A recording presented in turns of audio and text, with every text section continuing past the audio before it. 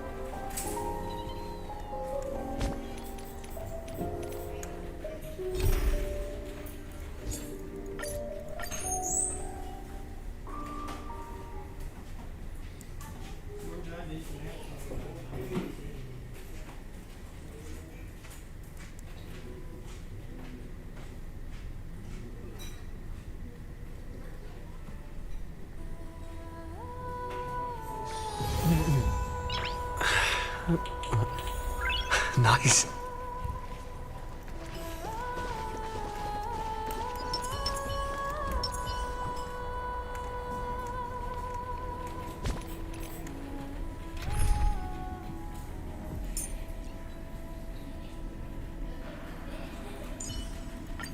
May our journey be free of...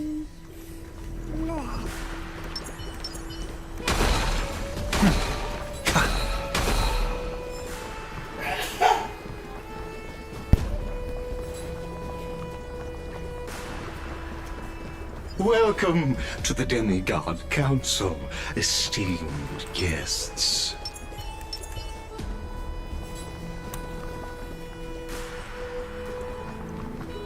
Lord Anaxagoras, oh, I've heard so much about you. Head of the Neusporists of the Grove of Epiphany, notorious blasphemer, a Chrysos heir who bears Circe's core flame, a survivor of the Grove Calamity.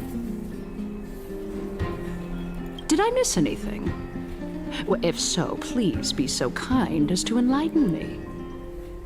Since Lady Kindness is already well acquainted with me, I won't waste any effort introducing myself again. But then again, perhaps the customs are different here. Back in my hometown, there is a form of etiquette known as honoring guests. The host will welcome their guest with warm hospitality by treating them to fine wine and a cozy bed.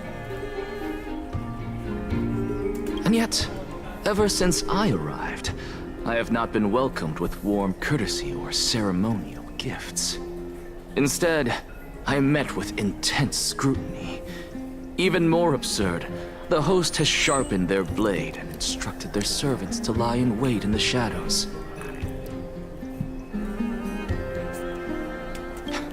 Perhaps you intend to cut open my heart, retrieve the core flame, and then hold a grand feast for all of the guests. Everyone, stand down. Thank you for understanding. I am but a feeble scholar who is not used to the stench of avarice and blood. No need to be humble, my lord. From my perspective, your courage and gumption are worthy of the reputation of the Seven Sages. Your bravery is more than adequate to accomplish our perilous endeavor. So, you wish to start a war? Well, since the Chrysos heirs are calling for war, we will respond in kind. Conflict is inevitable. Since Aglaya endeavors to suppress the virtuous commoners with blood of gold, we will not hesitate to display the rights and mettle the citizens of Akama are so entitled to. As to your question of whether peace is still a viable option, well, to that I can only say this. Everything hinges on the next citizens' assembly and whether they have a sudden epiphany amid the clamor of the masses.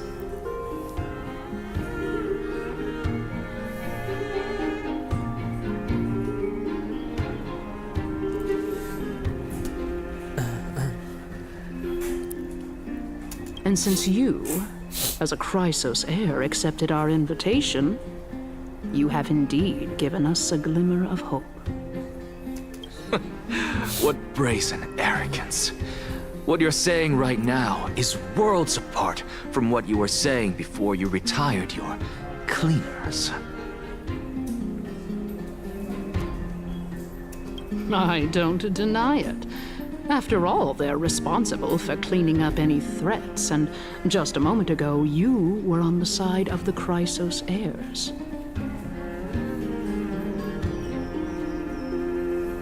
But now that you're an ally of ours, we can continue talking somewhere else. As you know, these walls have ears. I was fortunate enough to have the opportunity to discuss a treatise about the Venerationists with your teacher, Empedocles. Yet, it seems you subscribe to the Nusporists instead, Lord Anaxa. I've heard that this school of thought is one with many detractors. It's normal for ideas to have supporters and dissenters, just like how there are two types of people in this world: geniuses and dimwits.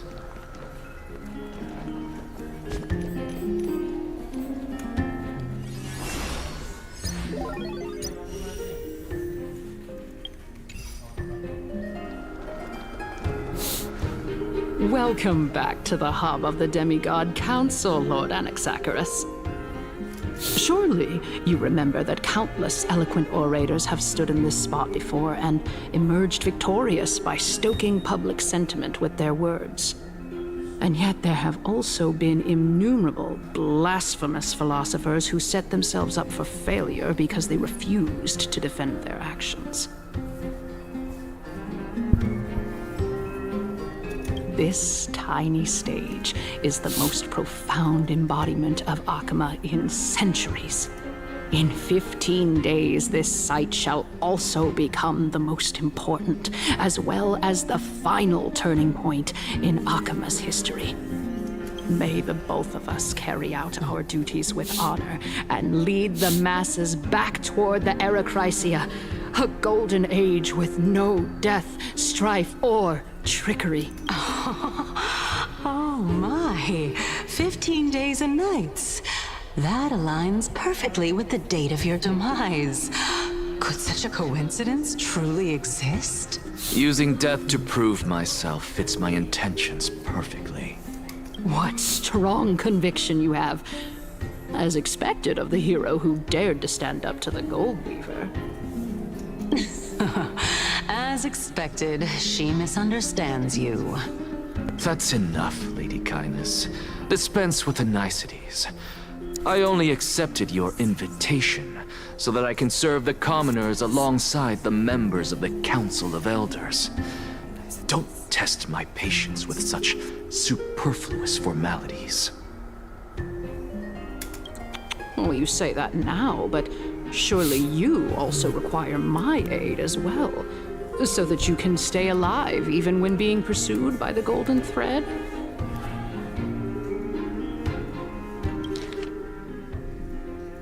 That's enough, Lady Kindness. Dispense with the niceties. You worry too much. She won't show her hand too freely, as she still needs to garner support from the masses at the Citizens' Assembly. Even someone like me can tell that only a sliver of her humanity remains. Surely you're not asserting that she will definitely act in a rational manner. As you're no doubt aware, Aglaya covets the core flame that I possess, which makes it the bargaining chip that allows me and the rest of you to negotiate with her. However, in return, I'll need the Council of Elders to support me as much as possible. Naturally, this includes the guards as well.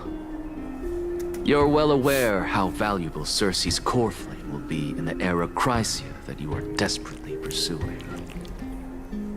Talk is cheap, so you'd better act prudently as well.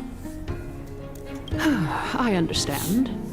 After all, this battle of wits is just a means for each party to acquire what they need. As long as your request is reasonable, the Council of Elders never shortchanges its allies.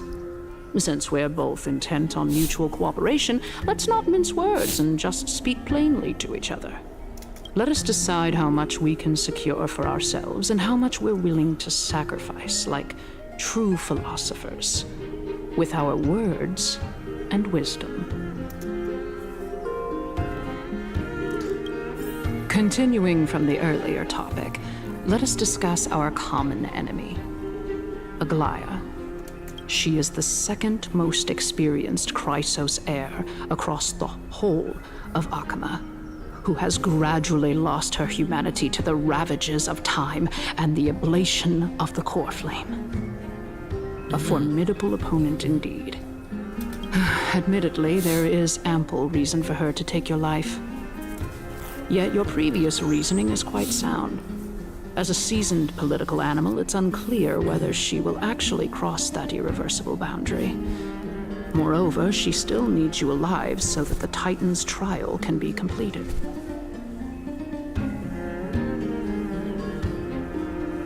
Is there anyone present who can swear by the sacred vow of Kefali and guarantee that you weren't in league with that woman before coming here? Are you just trying to pull the wool over our eyes and aid her in her savagery?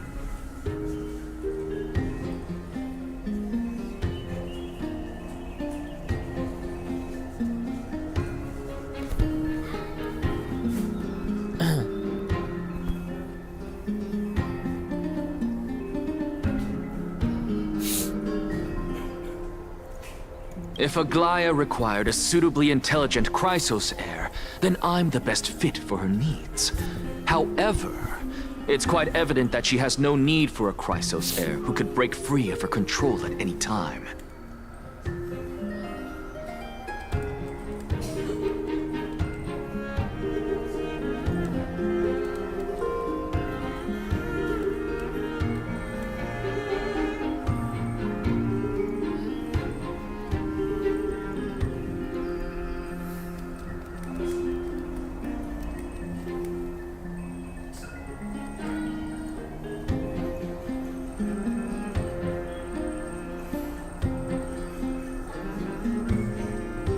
Since I believe in neither Titans nor the prophecy, there's no way that I would willingly walk on the path that she extols.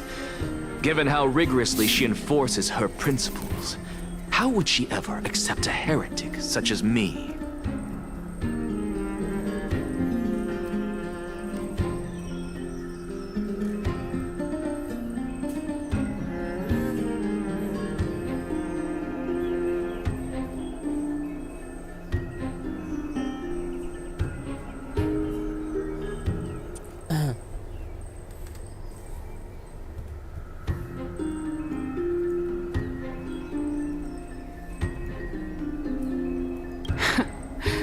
I understand what you mean.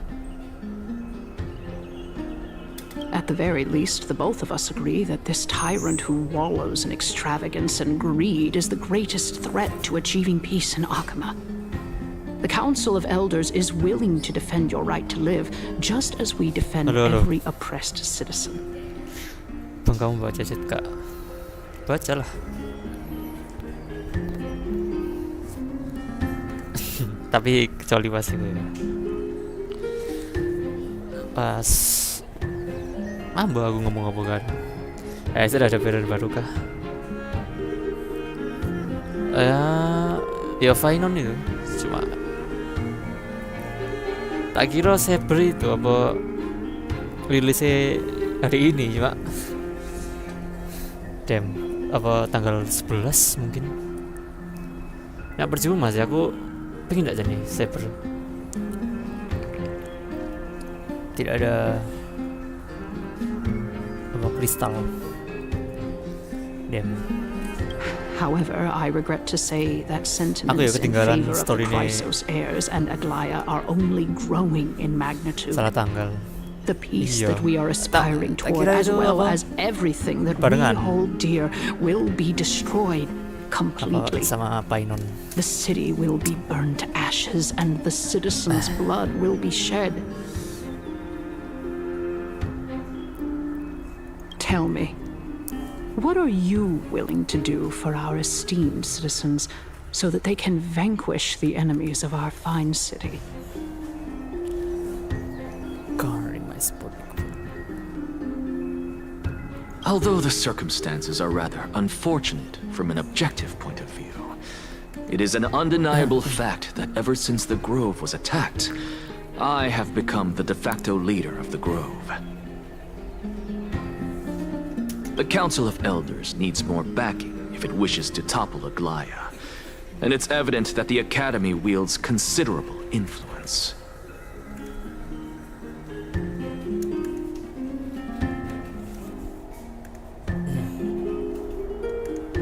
At the very least, I have served as the Grove's special envoy to Akama for a significant amount of time. Of course, this Yippee. also means that I will hold a crucial vote at the Citizens' Assembly. In the name of Kefali, Akama thanks you for your sincere. At this stage, it's clear that you and I Fungsi gambaran understand ini the belum benefits apa-apa. to be won from this discussion. Anda tidak Let me tahu. put it plainly. The Council of Perkenalkan Elders has always istri satu, been istri renowned kedua. for its fairness, and that fairness Aglia is dan built on a Black Swan. foundation of sincerity. My istri gue.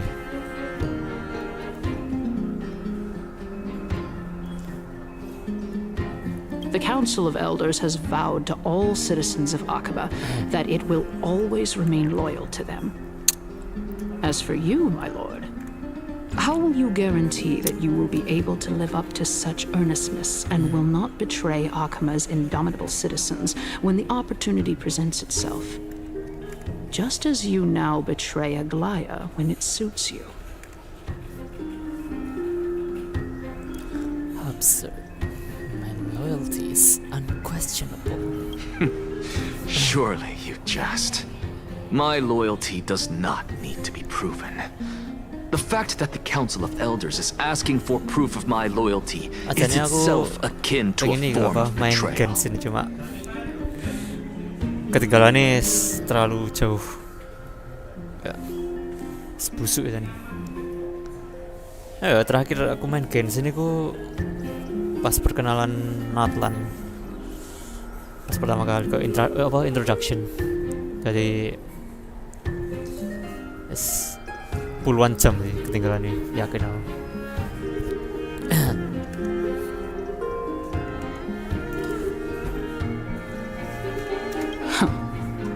I am incredibly honored to have witnessed the both of you bury the hatchet in a civilized manner. However, I am afraid that I must interrupt for a brief moment. As the Theoros, I have observed the following. Lady Aglaya, the Goldweaver, Oh, Aglaya. well, I do believe that we might have a slight overabundance of guests today. Feeling dissatisfied, Lady Kindness? Despite the Council of Elders' lofty residence on Dawncloud, it must still tolerate the whims of the Chrysos heirs. So you were holding back just now. Seems like you are better at playing this game than I. In any case, I'm glad that she's arriving here. So tell me, Anaxagoras, Anaxagoras. now that you're an ally of mine, if Aglaya were... You can do as she get- says. Tell her skip anjir.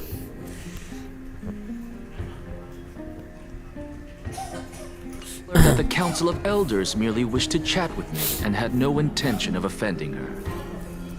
However, by doing so, the authority of the Council of Elders will be as thin as papyrus that has been soaked in blood. Not only can it be destroyed at the slightest touch, but the Council will also lose possession of a valuable core flame. No, more like two core flames. After all, at the next Citizens' Assembly, that young lady who is synonymous with death will also be standing on. Oh? How can you be sure of that? Is that of importance to you? All you need to know is that I have a plan. In my opinion, you should be more worried about the impending threat. If Aglaya can seize me in full view of the masses today, she could also dismiss the entire Council of Elders in one fell swoop tomorrow. If that happens, the discussion that we've just had will turn into an utter joke instead. Is this the outcome that you wish to see, Lady Kindness? Fine. I will handle this matter appropriately. But you do best to remember this. Fool the people and karma will be on your tail. I'll overlook it this time, but don't count on there being a next time. Unless, of course, you crave cruel punishment and consider suffering the perfect state to ponder the true nature of souls. Well, what do you know? That happens to be one of my rare talents. Ini main story kah? Iya. Sangat tertinggal jauh. Makanya We penting. shall see then. Oh, nggak terlalu seneng. I've got to say that you've managed to really impress me again. But shouldn't you be going after more? Dying to know what I'm at. I mean, I'm the reason Titan after all. It is in me to ask and seek answers. Easy there. You'll learn the answers soon enough.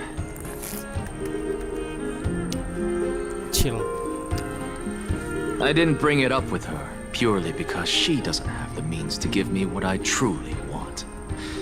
It's as they say, onlookers see most clearly. The true masters of Dawncloud have always been the Theoros, who watches over everything. Akhirnya selesai yapingnya.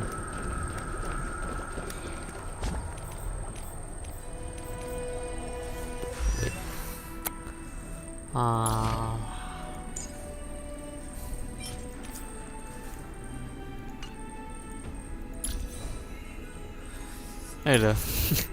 Keajaiban oleh Eidolon 1. Damn.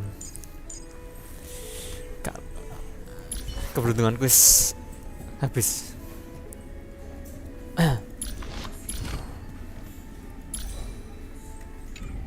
Salah. Aku jadi pengen ngepull apa lightku nih sih, cuma tengoklah stellar cheatku.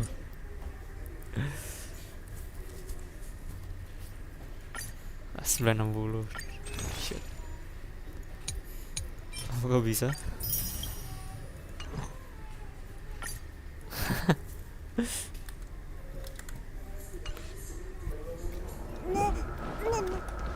Oh, shit. Unexpected visitor. Welcome once again. You know, you could actually skip all the pointless debate and come straight to me to seek an audience with Kefali. I have no reason to refuse you, do I? You may not, but Kindness has. Whoever gets hold of Kefali's core flame will get to rule over Akama. She's wary of me, so naturally I had to gain her trust. I would say that debate seneng was sih not at misalnya all kayak pointless. satu pool gitu. Aku tim 10 pool, only 10 pool. Gak satisfying.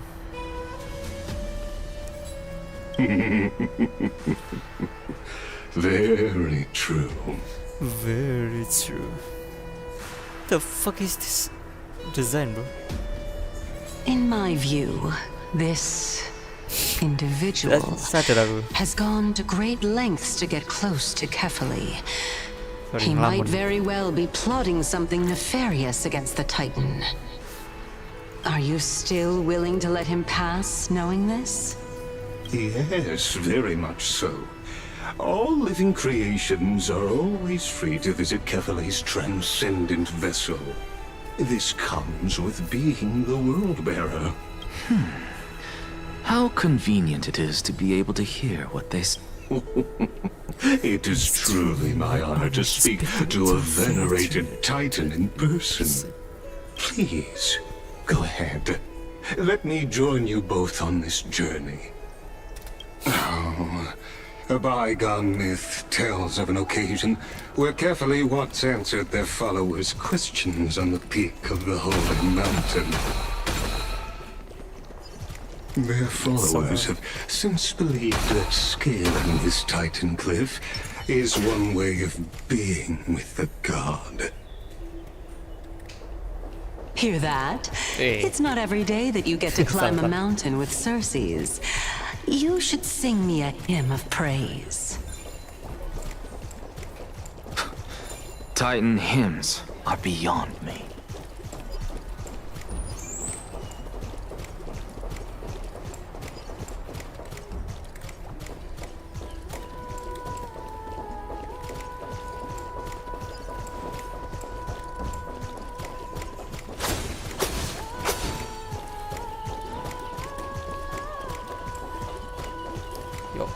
Go on ahead. Take this Yanis shortcut, and the long pilgrimage stairway will be waiting for you at its Iya, end. tapi kayak apa menarik streaming Uma Musume. Tapi aku main Uma Musume di HP soalnya. Di PC nggak paham caranya. Iya menarik kayak. I have to admit, I never expected Aku you to not ask me ketagihan anything. main Uma Musume. Not Kayak, even my motive. kayak di apa? Di omah main Uma Musume. Di kamar mandi main Uma Musume.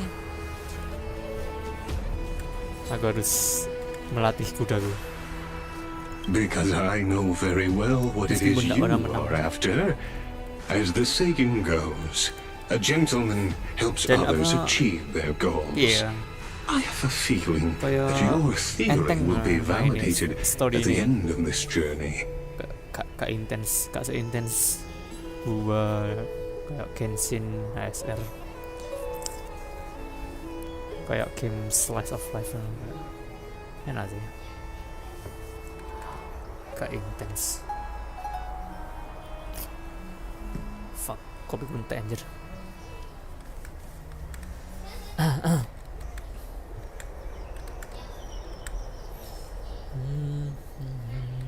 I believe Kefale will not deprive you of your right to ask your question, especially now that you're on the brink of death. You must be closer to Kefale than anyone else. Wouldn't you agree? I hope things go as you say, then.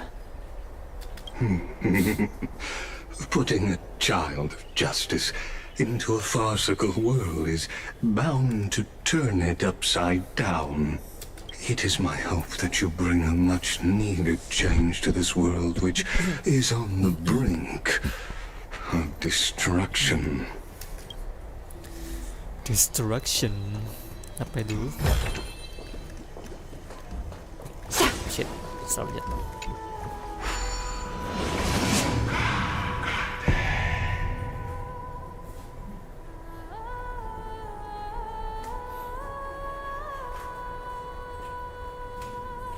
Yo. What the hell?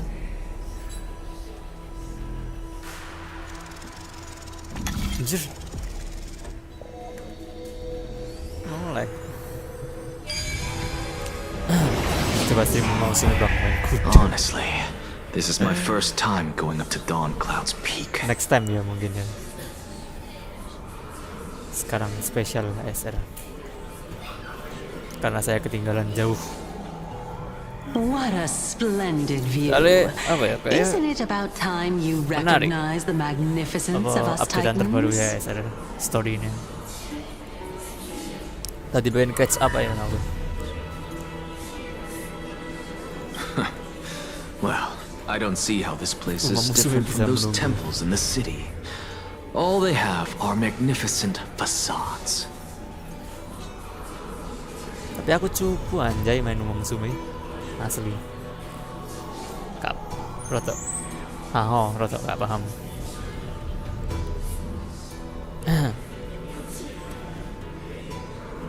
And even though I've come this far, I'm still doubtful about getting useful clues from him. I must be getting ahead of myself to be expecting to hear something nice from you. Oh? Haven't you been in my head for some time now? It's high time you get used to how I feel about things. All right, we're just a short hike away from Kefali. No time to waste here.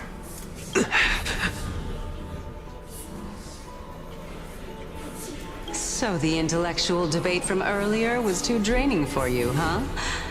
If Amphorius gets a new lease on life, you should focus on strengthening your body and stop shirking social interactions. Save your concern. Save your concern. The Titan is in sight. Can you make it? Why? Are you going to carry me up if I were to fall now? I know how far I can go, so just hold your tongue and come along. Fine then. I guess I won't say any more. I'll just wait till your soul dissipates completely to gain control over your body. Wait. Who is that? Cersei's? Cersei's. Hey, look at that. What should I be looking at?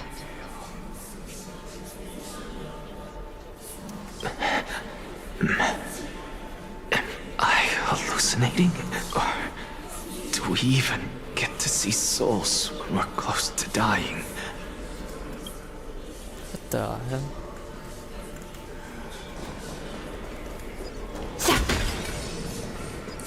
Deja vu. I'm just feeling this place before. Oh? Why didn't you bring your favorite spear with you on this trip, Nias? Okay, thank you.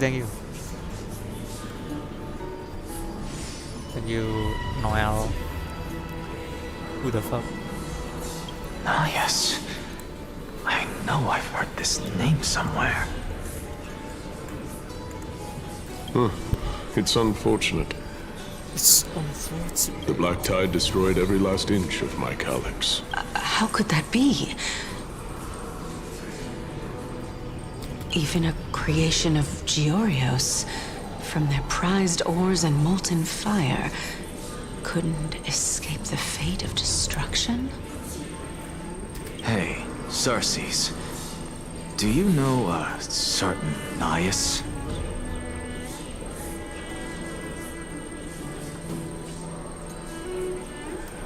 Nias? No, not that I remember. How did you even think up such a... I just saw him. Nias. A warrior-like figure who was just chatting with you here.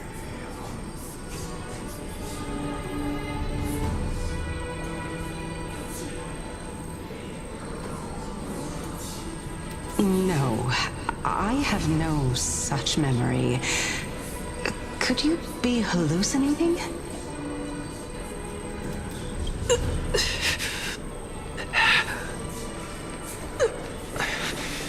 This is a departed spirit?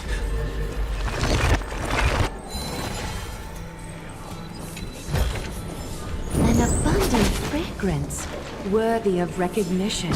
Scent.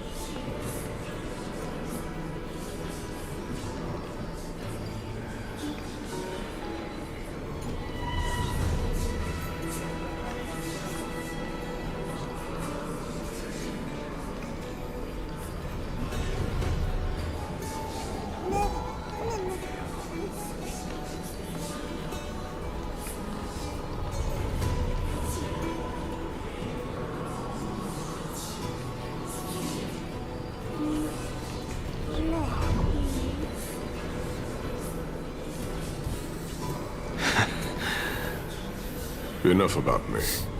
Did Kaus ever reply to you?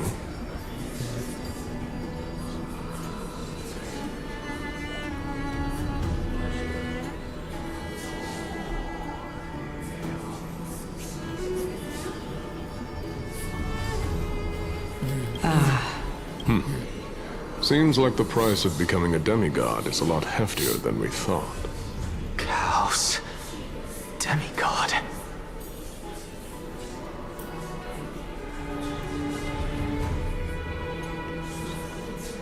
I've never heard of this person. Which Titan's authority did he inherit?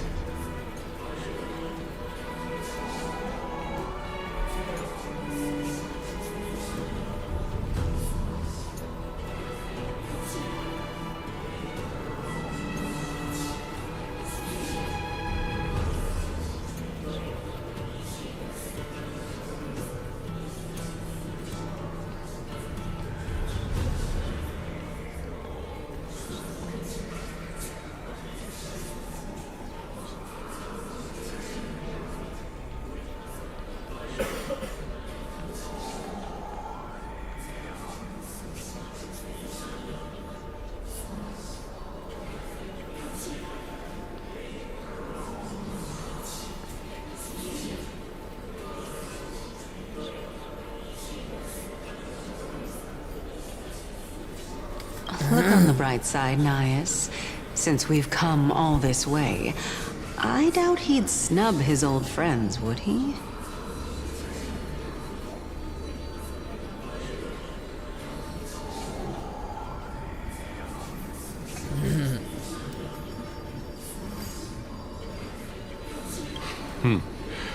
Let's just hope we mean as much as the world to him. Hey! Are you seeing that same hallucination again? Yes.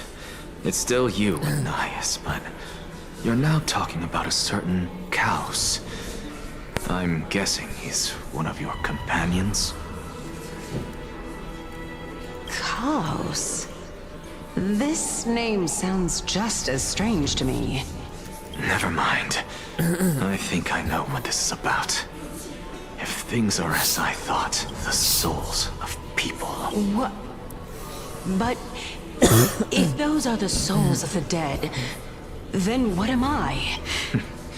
Beats me. For all I know, you're just an illusion I conjured up in my dying moments. Let's just keep going. As long as I take in more sights and hear more stories.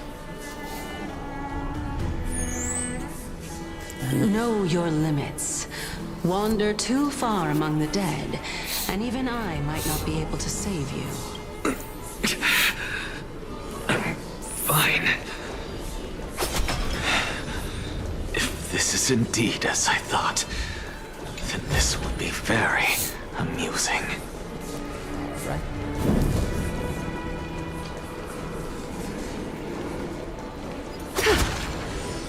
So,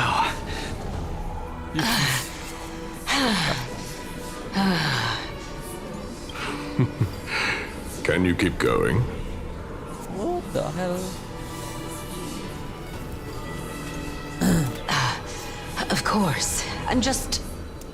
If I knew we had to climb a mountain, I wouldn't have come along with you.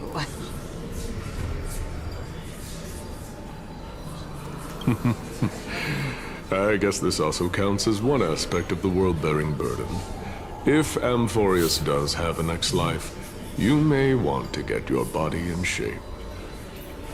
Keep your sarcasm to yourself.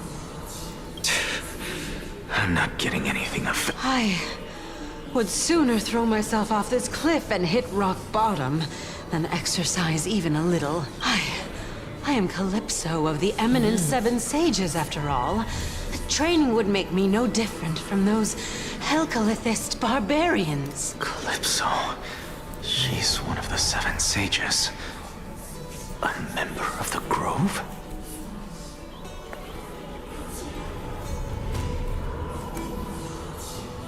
No, she can't be. I would know her name if she really were one of the Seven Sages. Hey, Circes. Does the name Calypso ring a bell? Cersei's? They're gone. Doesn't matter. I can do this myself. Oh, beautiful old world. Where are you now? Oh, legendary era Chrysia, return to the mortal realm. Splendid gods once walked the paths we walk.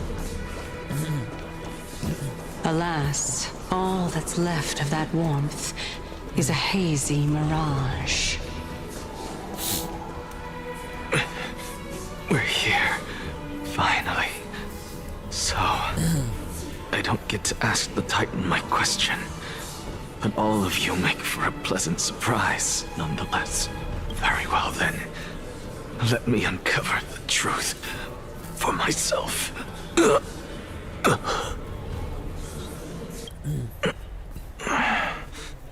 Did I?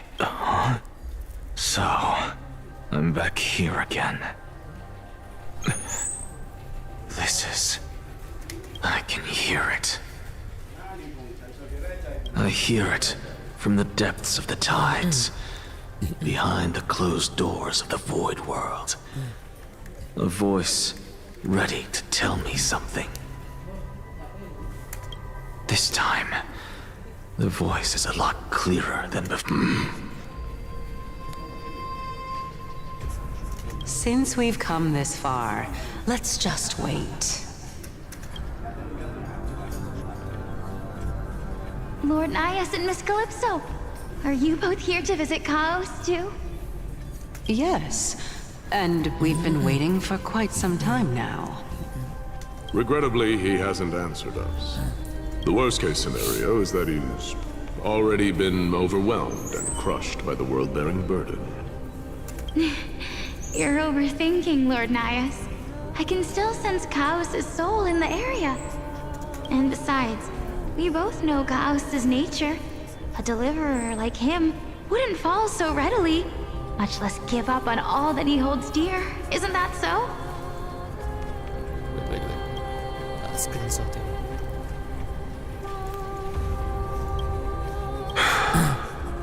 Yes. I have faith in him. That reminds me. Why are you making this trip alone, Polixia? Oh, my sister needs more time to make sure the flowers are fine.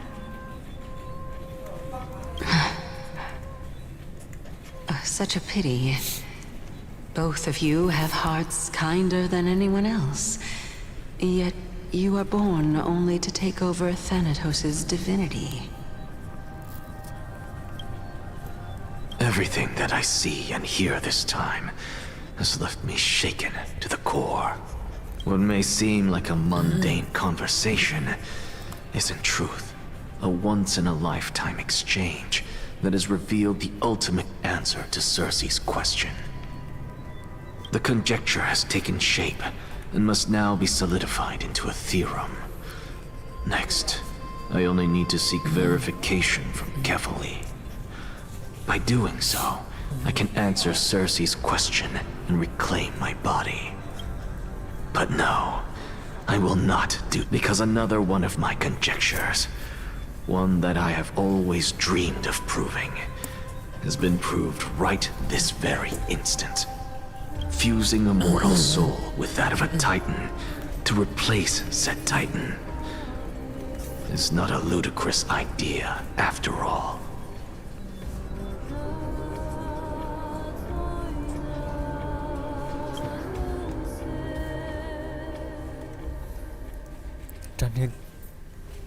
Danang.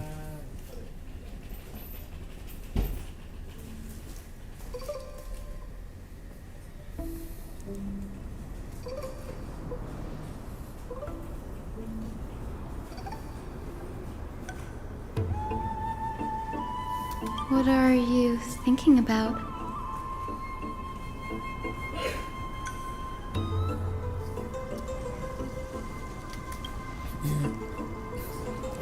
Just amazed at how this towering tree is Cersei's divine body.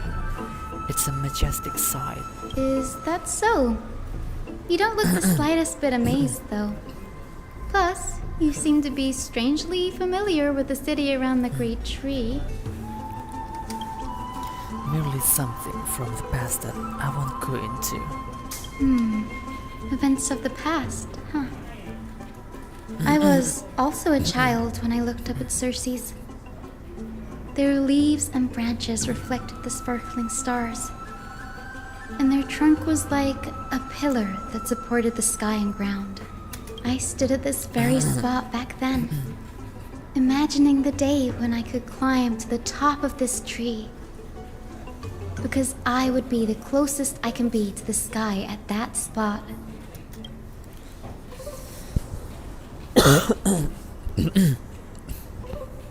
You're a sky priest, yet you study at a place that is home to the Risen Titan. That's rather counterintuitive. Don't read too much into it. I mean, can mortals even hope to reach Aquila's realm? They're a strict and draconian god. Nothing like Circe's. Reason is willing to share what is theirs with others, but Sky only expects people to revere them. You get what I'm saying, right, Denny? Denny. After all, the titan that Dennis. imprisoned you and Grey here in Amphorius is none other than Aquila themselves.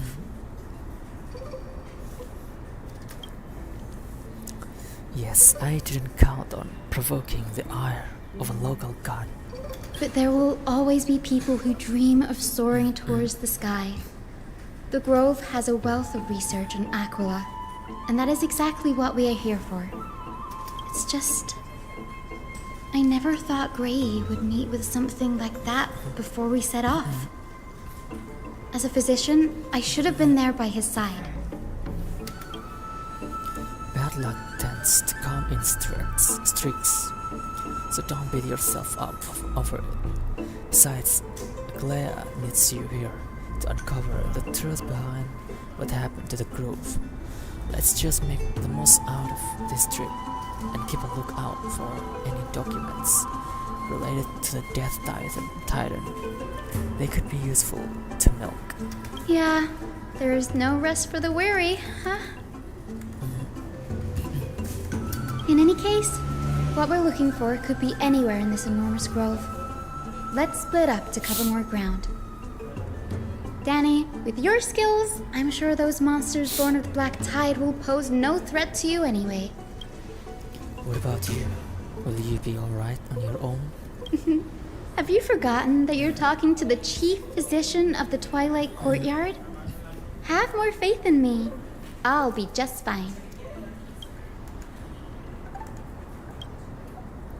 With the vast amount of knowledge it holds, this academy is akin to a labyrinth of information.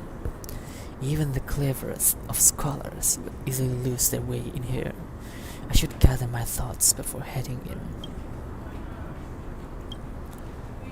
In the midst, Aquila, the titan who reigns over the domain of the skies, is a colossal bird that overlooks the world beneath them with 100 eyes.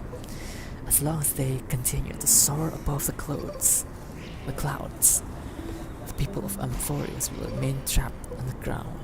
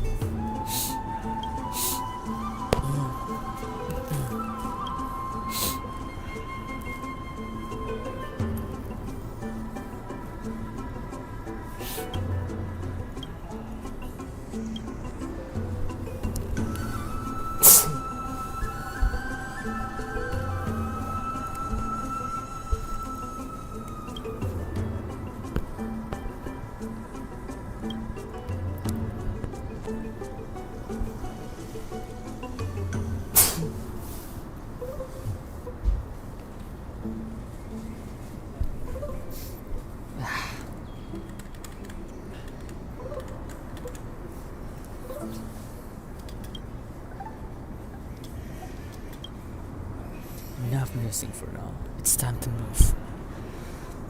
The clock is ticking. I should search for clues as I move.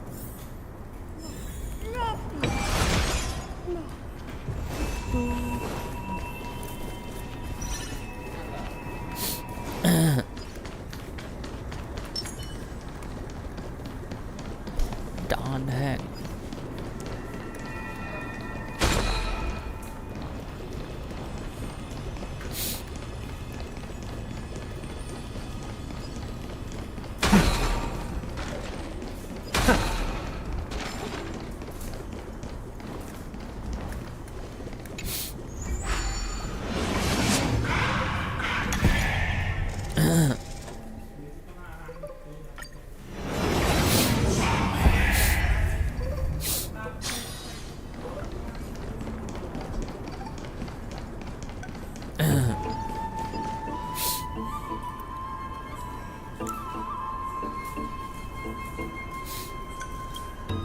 These are the remains of a black tide monster. It does look different from the Titan King from up close. What's that underneath it? A scroll? Oh my god. What?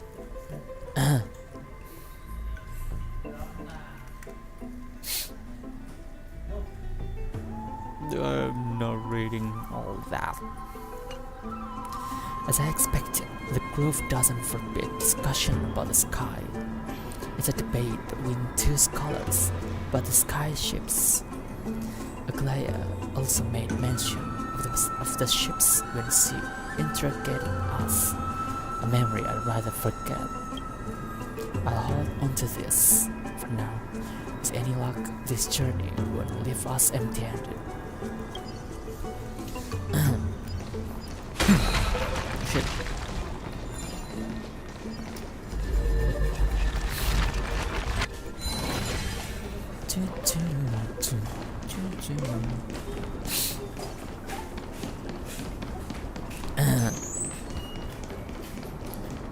Oh no. That's Hyacin.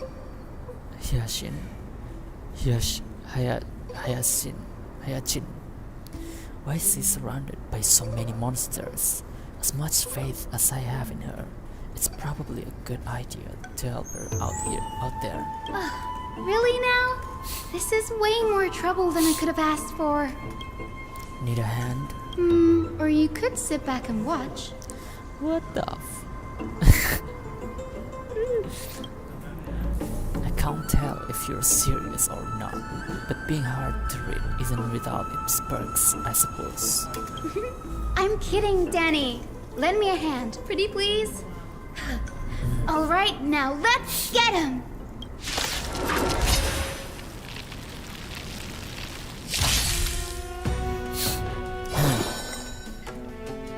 I choose you!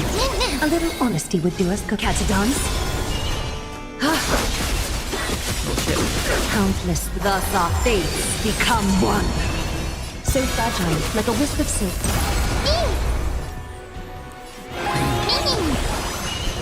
All lies shall be revealed. Here comes someone your own, shall overcome the thorns! Serenity is before me!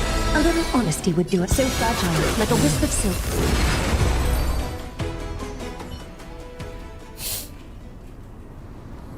This place is practically in ruins. What happened? There shouldn't be this many monsters here. The Black Tide is remarkably quick to detect the light of Amphorius. So or rather, the blessings of the Sky Priest in me, might have unknowingly called them to me. Anyway, never mind that for now. Here, you might want to have a look at this.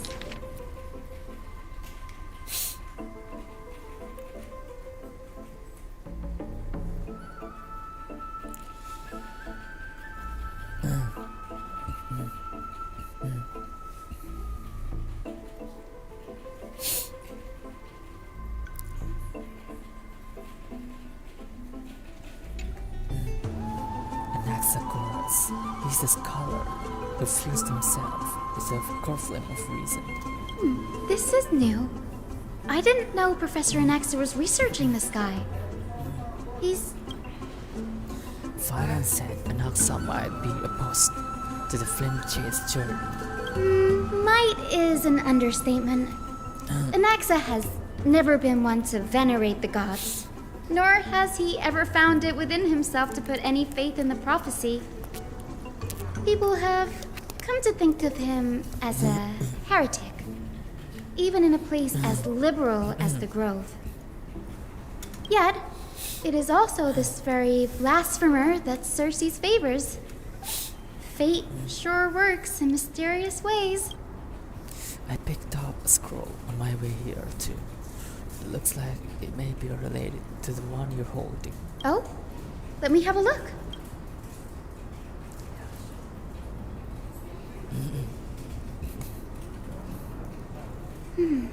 By the looks of them, these scrolls are records of two conversations that took place in the same setting. One... There's still much I don't know about the Grove. Do you mind if I ask you a few questions? Sure, go ahead. Who are the Venerationists? The Grove of Epiphany is home to 7 schools of thought. While all 7 schools are founded on the ideologies of Thalesis, the first scholar, each is unique in its own way. Among them, the Venerationists revere and worship the Titans the most.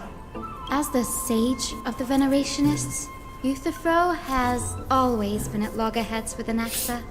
If we were to place the 7 sages on the scales of Talanton, Anaxa and Euthyphro would be placed on opposite sides to achieve balance. A very illustrative explanation, thank you. Was it a mistake to build the skyships? Nearly everyone in Amphorius has heard the story of the skyships by now. Aquila's stature is loftier than the heavens, and their divine retribution is merciless. That's why it's no use building giant skyfaring ships. Oh, but I do wonder if a supercharged mini Treaty cannon could slip past their watch. That was a joke, right? What is Anaxa's field of study? Newsporists primarily study the application of alchemy in soul repair. Everyone considers Anaxa a blasphemer, but that has never stopped him from sharing his ideas, no matter how taboo. If you must say that he's hiding something, then it's likely what lies beneath his eye patch. I don't have any more questions. Anaxa often says that every failure brings us one step closer to the truth. Perhaps, to him, the crash of the skyship carries a different interpretation. The firmament is not impenetrable. On the contrary, it was precisely because the skyship represented the first step toward breaking free from the shackles of the earth that it provoked the wrath of the Sky Titan and brought divine punishment upon itself. It's a shame that the majority of the Grove's research on Aquila was headed by the Venerationists, with sacrificial rituals making up a predominant part of their findings. Discourse about more esoteric subject matters in relation to Aquila dwindled even further after the skyship incident. So much so that even the scroll is completely... Don't worry about it. We'll just collect everything we can find on the Titans for now. There's something else that's caught my attention, though. This says that Anaxa is conducting secret experiments of some sort. That's what I'd like to know. What are these experiments he's involved in? Even I, the assistant lecturer, know next to nothing about them. I have a bad feeling about this. Could there be more to what happened at the Grove?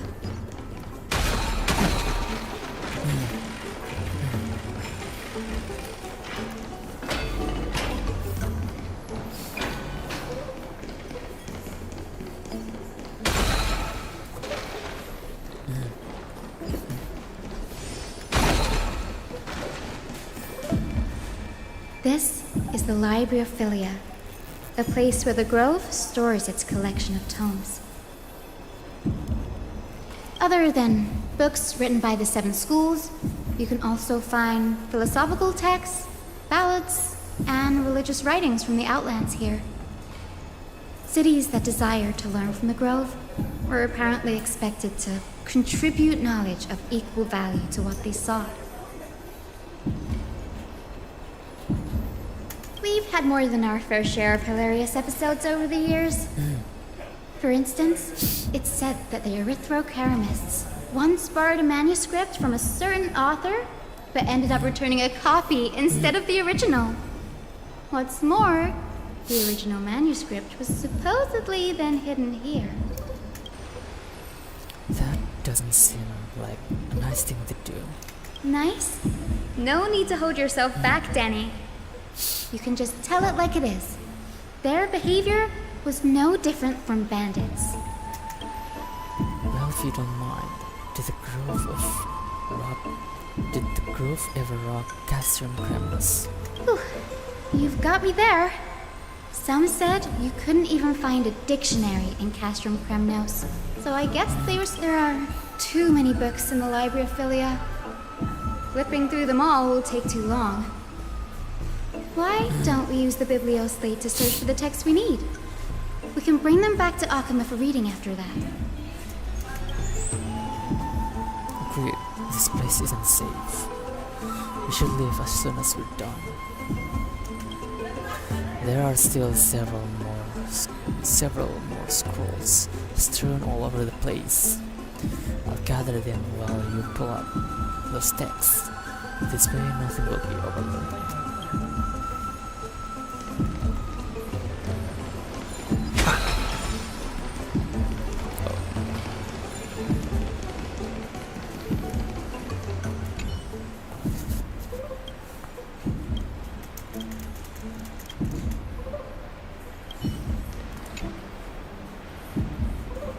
These are complaint letters from the scholars, but Naxicurus, the blasphemer. There's a thick stack full of letters. Based on the dust accumulated in the perfectly intact seals. The complainee did not even bother opening them and just chucked them aside into a corner. This is about an oxen. I should read this. Yes, and you should come have a look too. Ugh, it's so dusty in here. Whoa. Are these all complaints? I can already see what they must have written. Anaxa has no respect for the gods. His very existence. Does Anaxa hold that much influence? Why else would they call him the great performer? When Anaxer established his school of thought, the first thing he apparently did was read his own work to everyone. Are the Titans truly an accurate reflection of what humans think gods should be? Worlds created by gods are indubitably perfect, but what of Amphorius? Only foolishness and insensitivity everywhere you turn. An uncanny impersonation. What happened after? They marched him straight to the seat of judgment before he could finish. Though what he took on in the end was more of a debate than an actual trial. He had to address every one of the scholars' allegations, or face expulsion from the Grove. The first allegation was... Do you agree that since the Titans created the heavens and earth, so the mountains, rivers, and seas must likewise be their creations? Am I supposed to put myself in an access swoosh and answer that? As told in the myths, the seas, the skies, and the earth are all beyond the shadow of a doubt. Creations of the Titans. Anaxa would have probably been spared a lot of trouble if he had answered this way.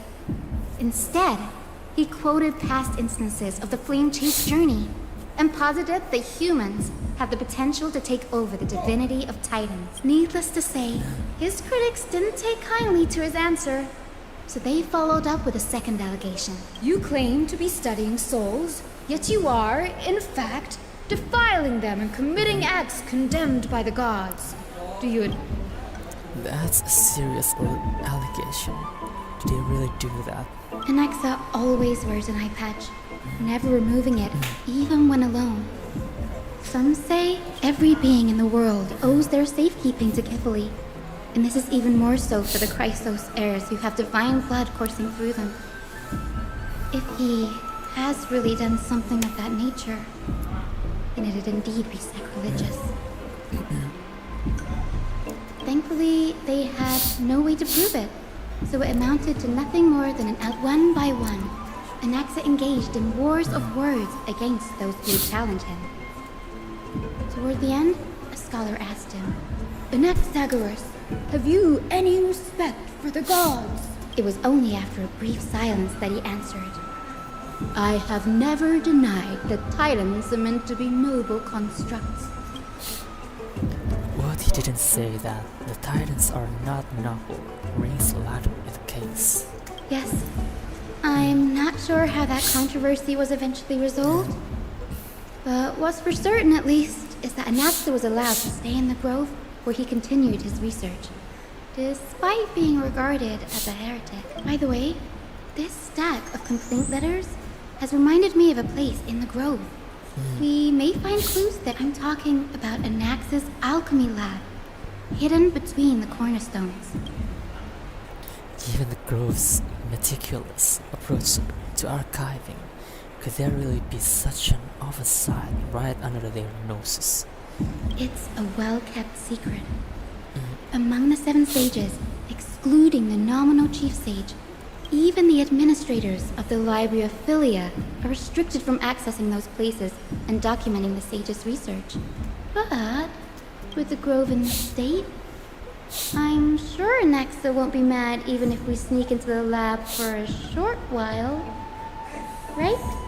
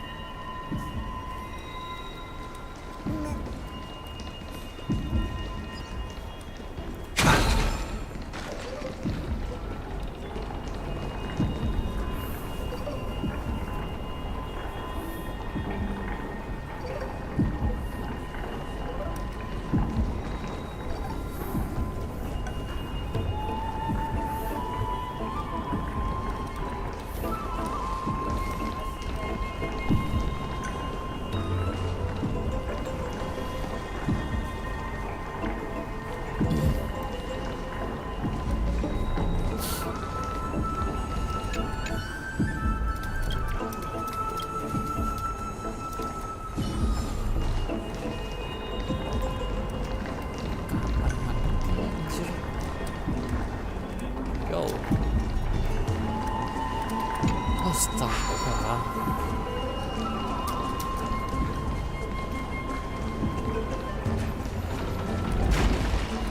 Sandwich.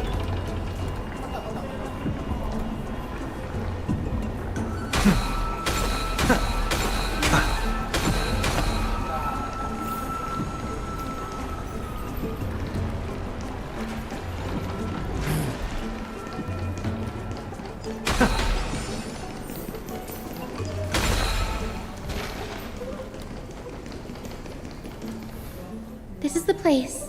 But where is everything? Materials for alchemical experiments, matrix diagrams, and even the seal to the lab.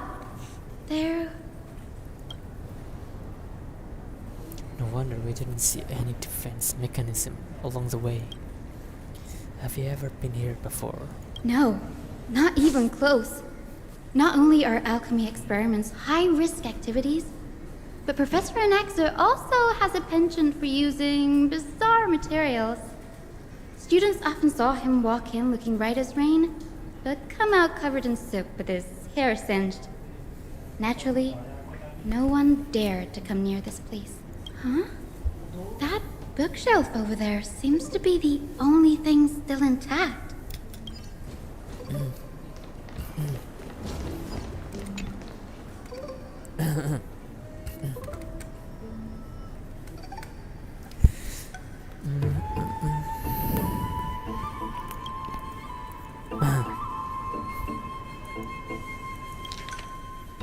Astaga. Apakah harus kubaca?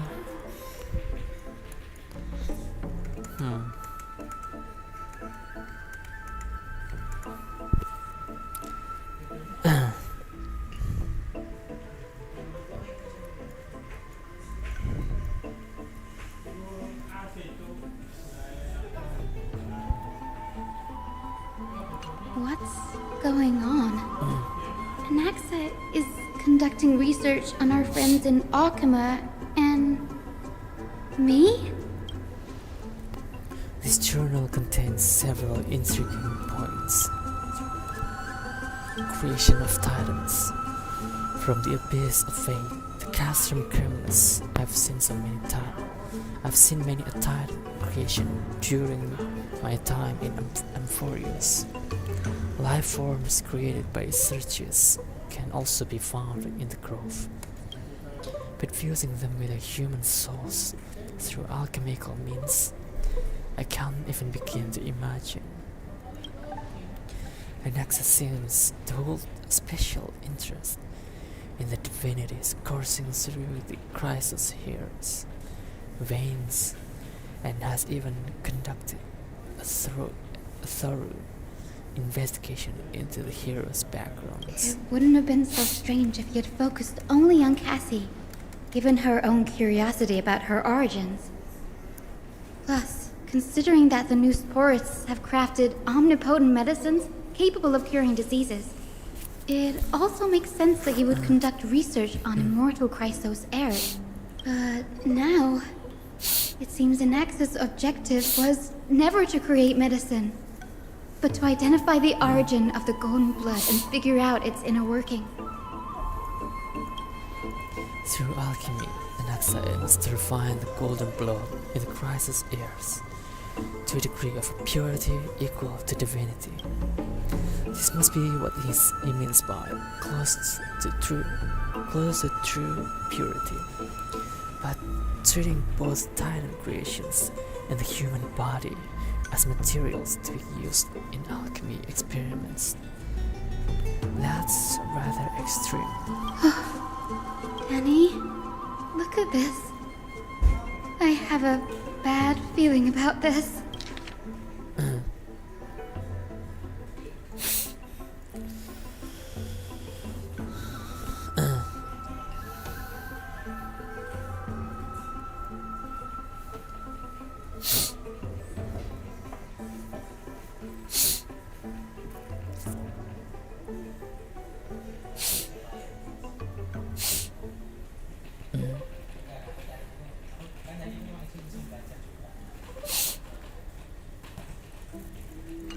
biggest fear.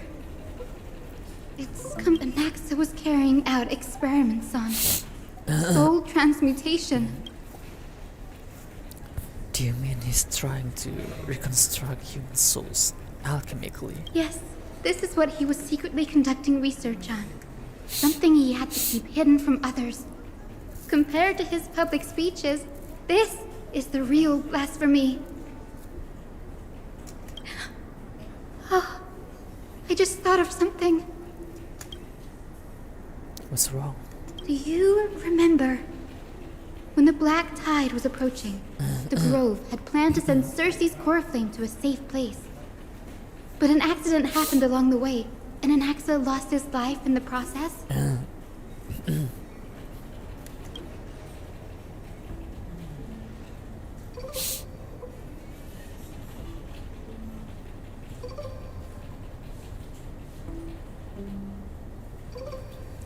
But Sergis took over his body and resurrected him, which led to the situation we're in now.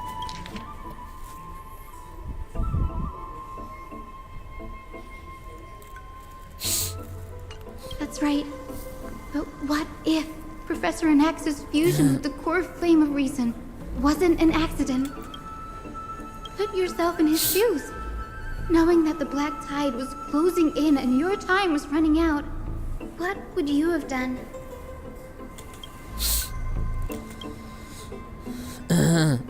Exactly.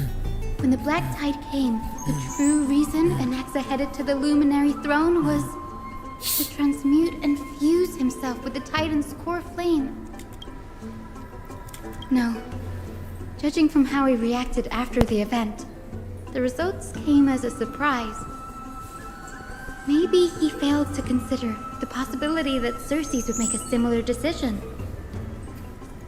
The manuscripts detailing all the alchemical formulae have been taken away. His research? Could he have taken them for the other purpose? Like, what? There's only one Titan left in the world now. No.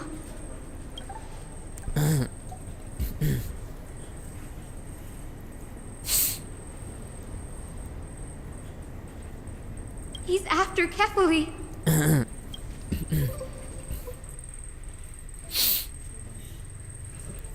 Sir, this sky above us, it... Of course not. This is just an image from a projection device used for educational purposes. The day-night cycle has been lost to this world. So that students like you may still learn about the night sky, astronomers have harnessed the Titan's miraculous power to manipulate the light, projecting the nights of the past here for you. Much like how the sky above the Holy City is also illuminated by Kefali's dawn device. So, the skies of Akama. You mustn't conclude that, Anaxa. You should know that only a child would expose a trick and be proud of it. Often people know more than they let on. They simply choose to feign ignorance because they have no other choice. And they're just deluding themselves. People believe in Kefali's tale of Genesis, accepting wholesale whatever the priests preach. But we're different. We've already walked out of the firelit cave of ignorance. We have already realized that we live in a world where Titans make the rules. Even when we look at the sky, we're only seeing what they allow us to see. Rather than gazing at this mockery of a night sky fabricated by them for the rest of my life, why shouldn't I be the one to take control of the projection device instead? So much time has passed since you sowed the seeds of doubt in my heart, child. Many a night, I find myself penning down all my theories and wild ideas, only to burn them to ashes when I open my eyes in the day. Why? Because we'll face death by burning if word gets out? As a sage of the Venerationists, my soul has already become inextricably linked to the Great Tree. Every word I say and every move I make is certain to influence every leaf, every branch, even the tree itself. But above all else, my days are numbered. Instinctively, I have my doubts about the golden blood and the human soul, yet I have no means of verifying them. The golden blood in my veins is woefully thin, and I am loath to waste what little time I have left obsessing over a hypothesis that cannot even be proven in the first place. But I can, sir. I can do it for us. The time is right. Give me all that I need, and I shall accomplish this grand feat. You're right. I shall do just that. In the next meeting of the sages, I will spare no efforts fighting for the rights you deserve. Go. Establish your own school of thought. Find out what we are. Become the one who conquers the ultimate truths of the world. Child of humanity. You didn't go to such lengths for an audience with Kefali. Just ask him a few questions, did you?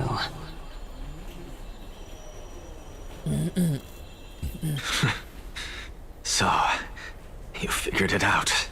If I were as foolish as a Dromus, perhaps I'd throw myself down and prostrate before their greatness, begging for the gods' prophetic wisdom. Well, sorry to disappoint, but I'm no Dromus. Alas, I am a human, standing tall on 2 feet, possessing both intellect and pride. Before such power, does it make any difference whether you're a human or a Dromus? I'm sure you're familiar with the story of the Styxians. When the raging waves threatened to swallow them, they didn't just give up and become sitting ducks. No. They constructed a dam that kept the roaring tide at bay, chaining down the mad Fagusa. They call me a blasphemer, Xerxes. But that doesn't mean I deny the existence of gods. It's just... as I see it, Titans are simply a force that mankind has yet to find a way to tame. Oh? If power that rivals the Titans is what you crave, why not conform to the prophecy and brave the trial?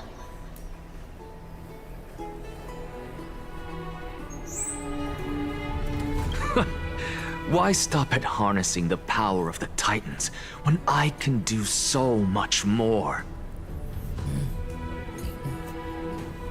The source of life is what I wish to grasp, to understand what makes up the soul, and to learn what we really are.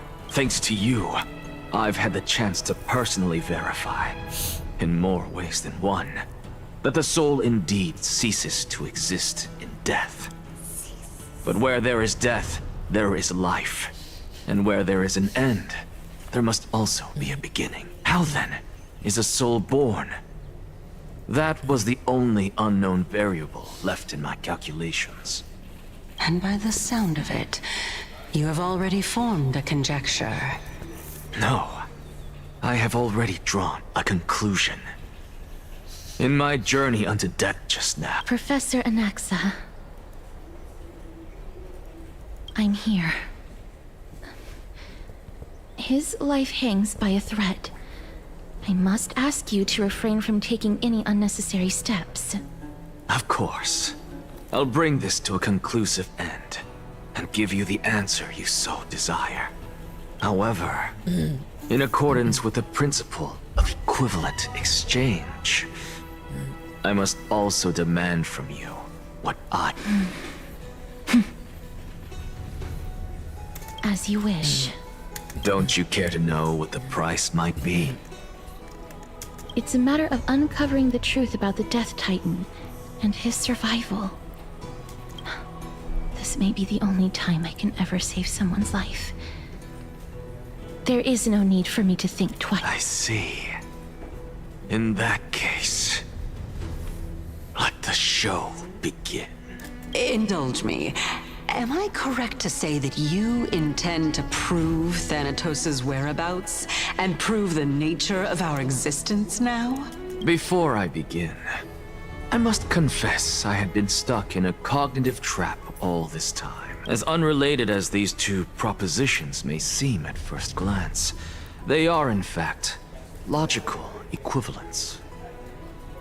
They are merely two different ways of telling us about what the soul is at its core. The reason I say this is as I've mentioned earlier. The answer was hidden in my journey unto death. Professor, you were in the Netherrealm? Yes, I am but a living dead man now, but that's not important. What truly matters is, I overheard a conversation between heroes. That's not all. Remember how I said you were a part of that conversation too, Circes? And I've told you that I have no recollection of such an event.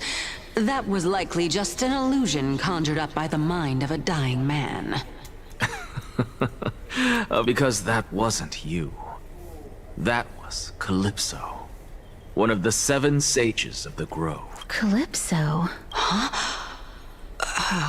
That's the name I made up on a whim when speaking to this girl. How do you know? And surely you jest.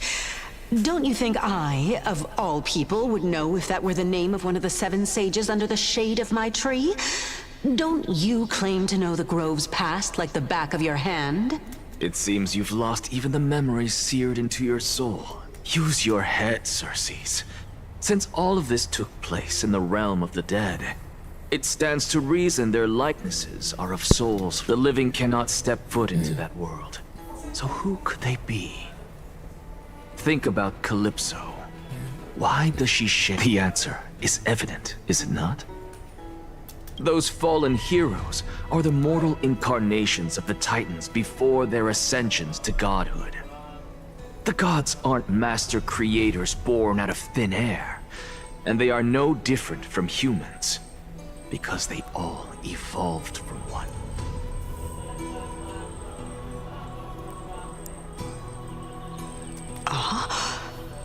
Does this answer disappoint you? Yes, because you've answered nothing. If I truly was once human, as you claim, then where do the children of humanity come from? Even on the off chance that you speak the truth, this brings us no closer to grasping Thanatos' whereabouts. How are we to find them? I knew you would say that. But it matters not. I know what I'm doing. Actually, why don't we have this supreme being standing before us tell us everything? You can revive a Titan? Humans cannot return from the dead.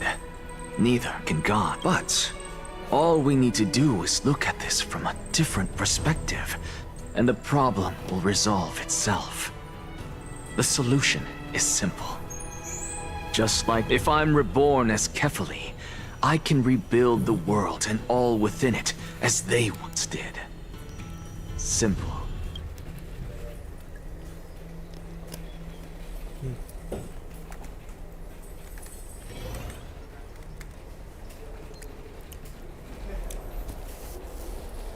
I have news from Hyacinth and Danhung. Anaxa might be trying to do something with Kefali's divine body. Kefali? But what could Anaxa want? Is the Council of Elders going to sit around and let such a... That is not possible.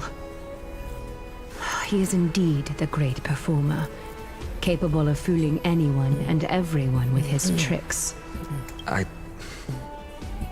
I'm sorry. No need for guilt, for this is good news to us. The Council of Elders has found themselves a traitorous ally. Anaxa's ambitious desires will be something we can exploit. What we should be doing now is to keep our eyes peeled for whichever trickery Kainis is up to, and react accordingly to thwart her plans. Being Akima's political center, the Demigod Council holds just as much significance as the Vortex of Genesis. Someday, after my duty is over, this site will take the place of the battlefield where you hunt gods. Become the next challenge you ought to overcome. Till then, it's best to get used to this place as soon as possible. We'll be waiting here for your good news.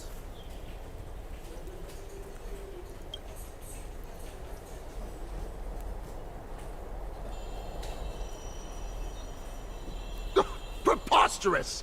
The Christos heirs only have their standing because of the Council of Elders! How dare they trample over it! Wow. These people are shooting daggers with their eyes. It's been a while. What is that supposed to mean? Is this really the sort of person that the young lord praised as a ferocious warrior? It has indeed been some time, Lord Krateros. What brings you here in... Shh! Keep it down. Be more vigilant. See those duplicitous dogs over there? They do the dirty work for Kainis. I've already ordered my people to hold them back, but we should still lay low.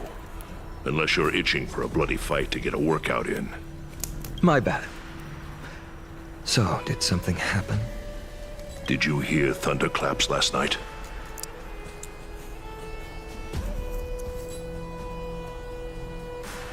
Thunderclaps are beacon signals of strife. They are a message from the young lord. He threw a spear bearing several words at Akama. Watch out. The Flame Reaver is back. I guessed as much. We didn't actually kill them back at the Kremnos Arena. I figured this is something you would want to know. We Kremnoans never back down from a fight. So if you plan to take that thing down in a battle, reach out to me anytime. You have my gratitude. I will let Aglaya know about this. Remind her to be on her toes while you're at it. That vicious Kainis has been unusually active lately.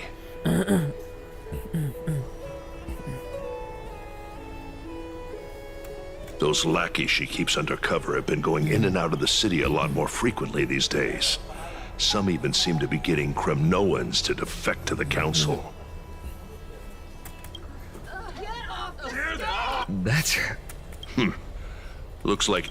We should get back.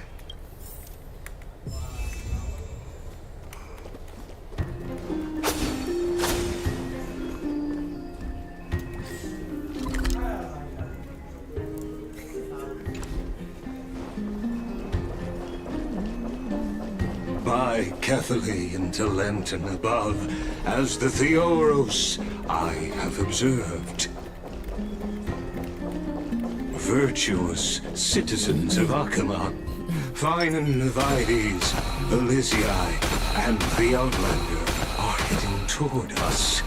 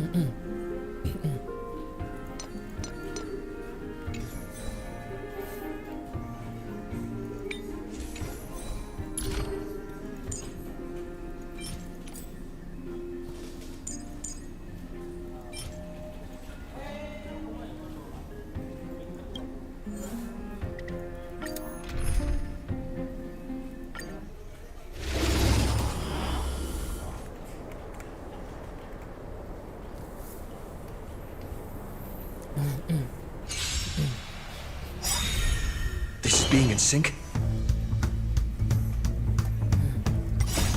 Watch over you and guide you on your path. I choose you. Fiends or devils, I'll crush them all! We can do Anything! Time for resolution. Thus our fates become one. All lies shall be revealed.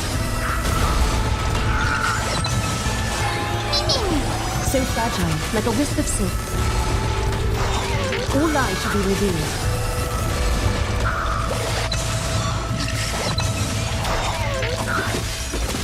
So fragile, like a wisp of silk.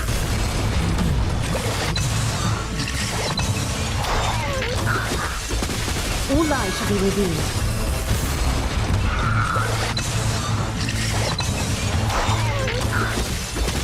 So fragile, like a wisp of silk. Thus our fates become one. All lies shall be revealed. So fragile, like a wisp of silk.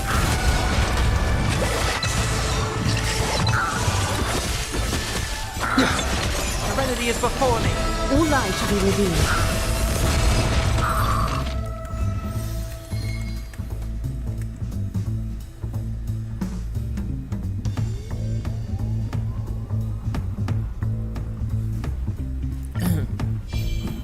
We can do it! Catadons? Ha!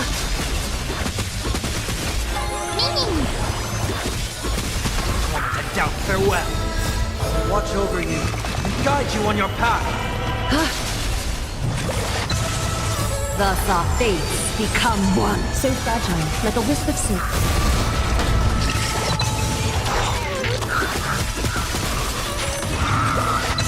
A little honest, all lies shall be revealed.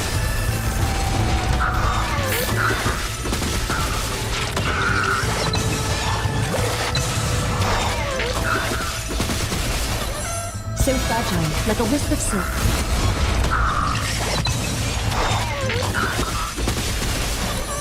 All lies shall be revealed.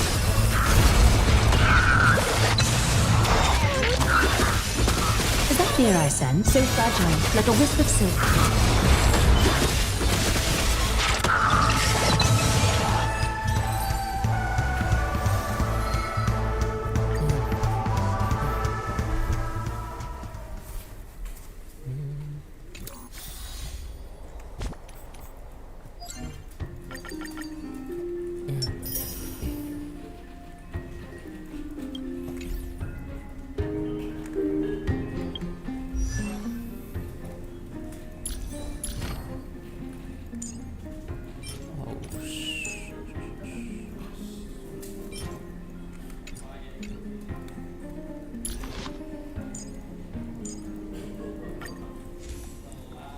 What do we have here?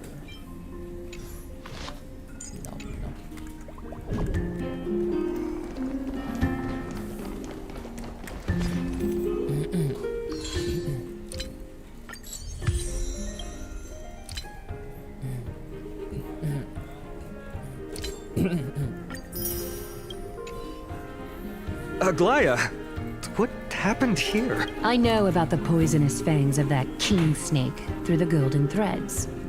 In the past, I would be confident about keeping her in check, but I admit I am now unable to do so. What do you mean? It is no longer about eloquence or arguments. I have been a demigod for far too long that I hardly have any humanity left. Before I realized it, I have become no different from these hypocrites. No longer capable of relating to the people. This has come a lot sooner than I expected. But perhaps it is time. I need you to step up, Finan, in order for me to retreat behind the scenes. Yes, this is my duty, but... It is far easier for the Council of Elders to fool many than just fool one person. Their so-called more support is no more than a ruse to distribute power using words instead of lances. There is no glory in winning this debate. But that makes having respect for humans so much more priceless. Finan, you are a Chrysos heir without flaw, capable of relating deeply with humans. I appreciate what you've taught me, Aglaya. I hope we'll live up to your expectations and win this debate.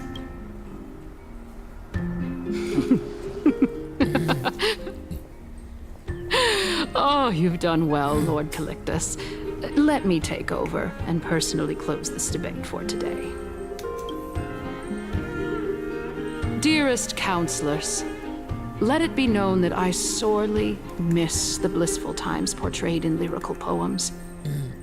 Back then, Amphorius was home to nearly 1,000 cities, each with their own local faith, while gods walked the earth and shared close bonds with humans. Yet, in the present, people from all over are forced to leave their homeland to seek refuge in the holy city, where they hope to rest under Kethali's protection. All of us have long been in the same boat, with no way out of this plight. We didn't have a choice in the past, but now the Council of Elders brings to the table a new possibility. All I have left is one question for you. Would you rather strive toward the unheard of Era Nova, or return to the prosperous Era Chrysia of our past? Make your choice now. Which of the two would lead mortals to an ideal future?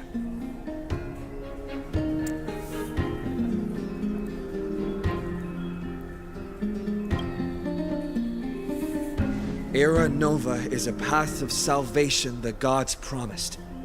We should not have doubts in the flame chamber. We all know that Era Chrysia is a thing of the past, Lady Kindness. Please, enlighten me. How does the Council of Elders plan to turn back time? Let the 3 Titans of Calamity be born, and Era Chrysia is nevermore.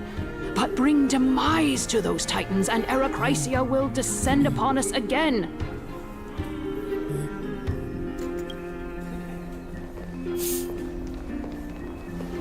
Know that the Council of Elders is never one to make empty promises. Look at who we have on our side. Anaxagoras, one of the Grove's 7 sages, and Castorus, Idonia's goddess of death. With the help of these 2 heroes, I can promise all of you that Era Chrysia will exist once more.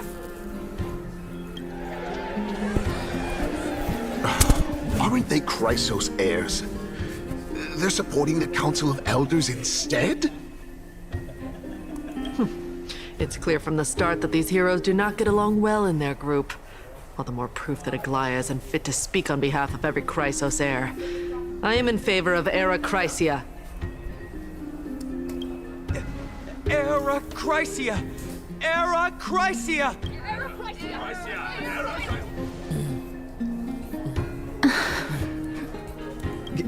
Castorus? Why are you standing over there? You finally arrived, Naxa. So have you, Cass. Don't worry, Aglaya. Well, I know that you have many queries. Could you continue to converse like how the citizens normally do? Tell me, dear citizens, if we successfully retrieve and return Thanatos' core flame without anyone passing the Death Titan's trial, what would happen next? The answer is simple. We will have a chance to rid the world of death and bring Amphorius back to an era when all beings live forever. We'll usher in a new future that will be entirely different from the flame chase journey. He's one of the seven sages. Your proposal is much too idealistic. As long as the Black Tide still exists, how can we go back to the old days? Remember what I previously said? Kefali's core flame is guarded by the secret power of the Council of Elders. Plus, Pagusa's water curtain will be able to block out any external perceptions. Tell me, dear citizens, have any of you ever seen even a glimpse of the threat that this person is talking about anywhere within the walls of this majestic... This place will become flame river's target sooner or later. Oh. Could it be that you heard that from the Flame Reaver themselves? Citizens, let's loudly sing the blessed hymn. Oh, beautiful old world, where are you now? Oh, legendary Erechrysia, return to the mortal realm! After the destruction of the 3 Titans of Calamity, the flame chase journey will have to end.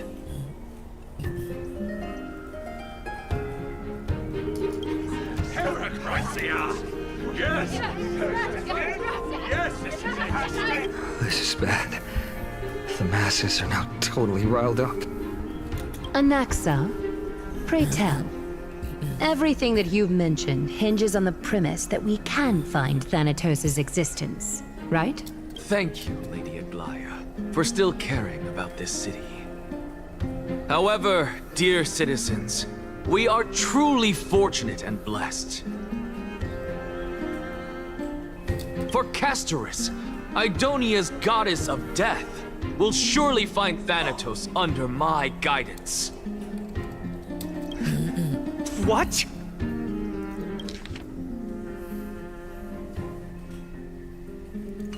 With that, I solemnly promise that the core flame Lady Castorus brings back will be personally managed. Thereafter, if we are able to garner the support of all of you at the Citizens' Assembly, we shall spare no effort in ensuring that the Erechrysia will return to our world once again.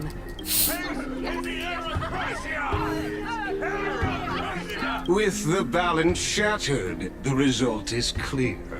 By Kefali and Talentin above, as the Theoros I have observed, Akama has chosen her destiny. The issue up for discussion at this Citizens' Assembly shall be modified to the suspension of the flame chase journey. This resolution shall be put up on the Wall of Heroes, such that all citizens are aware of the city's way forward. Aglaya, dear Aglaya, what has caused your heart to soften? You also don't seem to be as quick-witted as before. Wag your tongue as much as you like. Since the flame chase journey has been preordained by the prophecy, our failure has never been on the cards. Well then, I guess we'll find out if that's true at the Citizens' Assembly.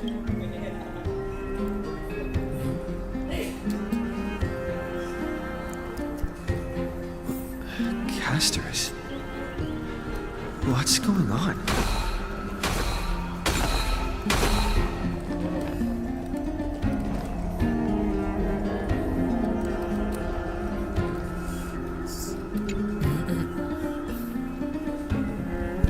Well, it seems that when I sent you to look for Anaxa, I unintentionally facilitated your partnership with him instead. My apologies, everyone. I know that you have many questions to ask me. I will answer them to the best. In that case. What happened when you went to look for Anaxa? In actuality, a past that was both long and heavy. The reason I say this is as I've mentioned earlier. The answer was hidden in my journey unto death. Professor! Yes, I am but a living dead man now. But that...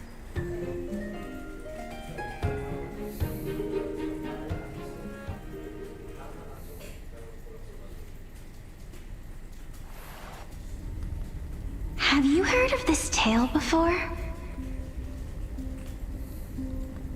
A tale about the ocean god's treasured pearl. Our hometown. It was a seaside town which enjoyed the ocean breeze and glorious, peaceful times, thanks to the wisdom of its ruling queen.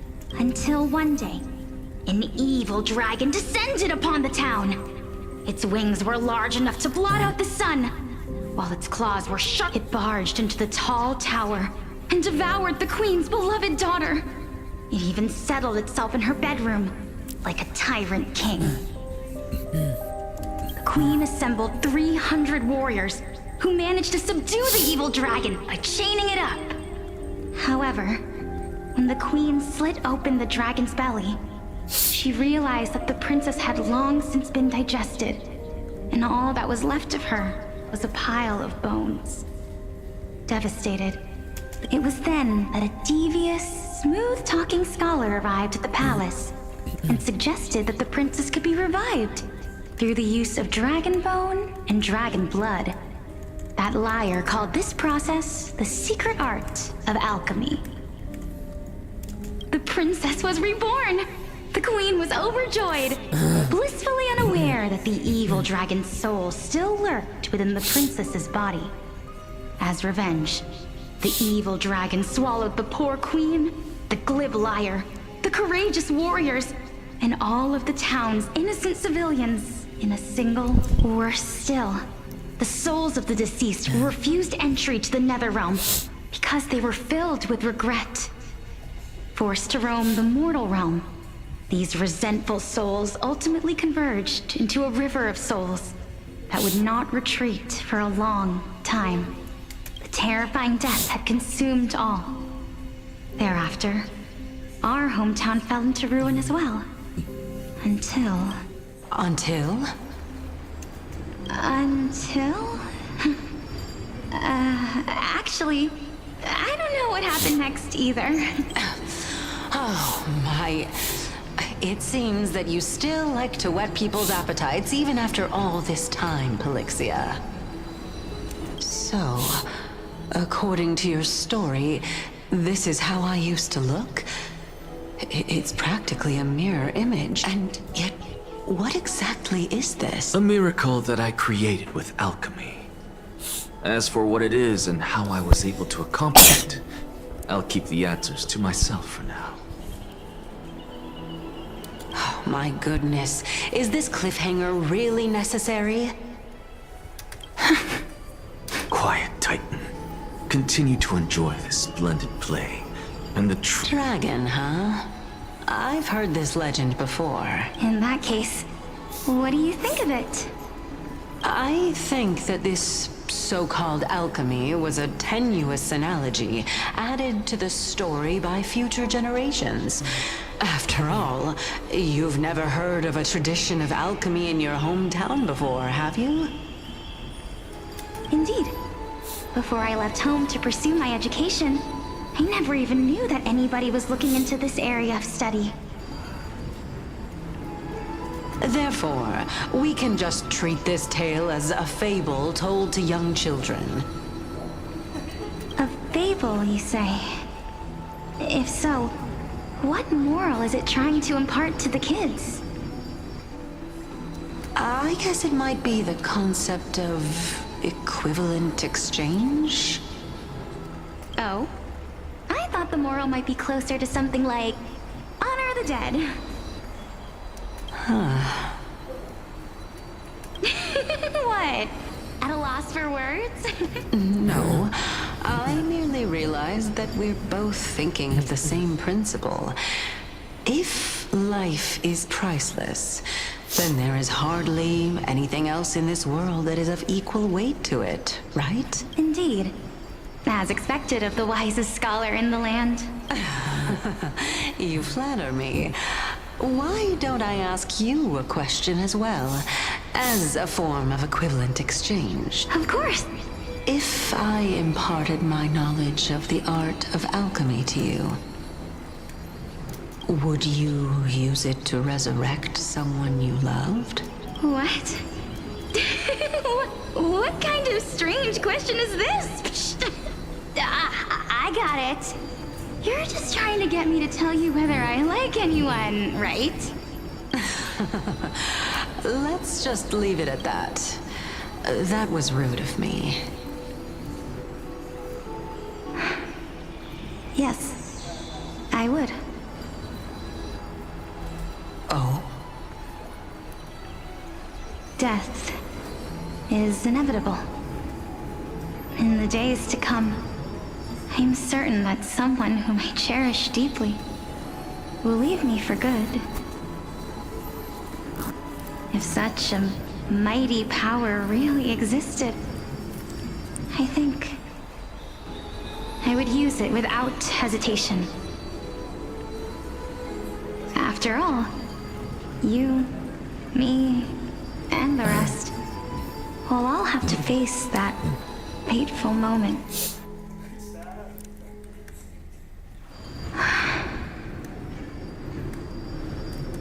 My time is finally here.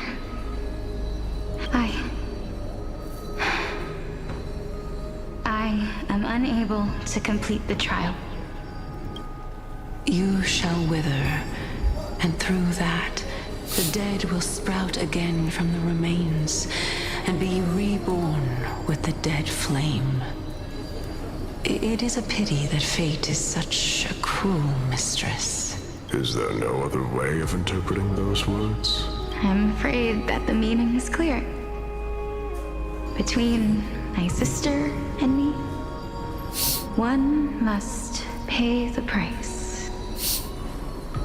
Our trial can only be completed when the one chosen sacrifices her life.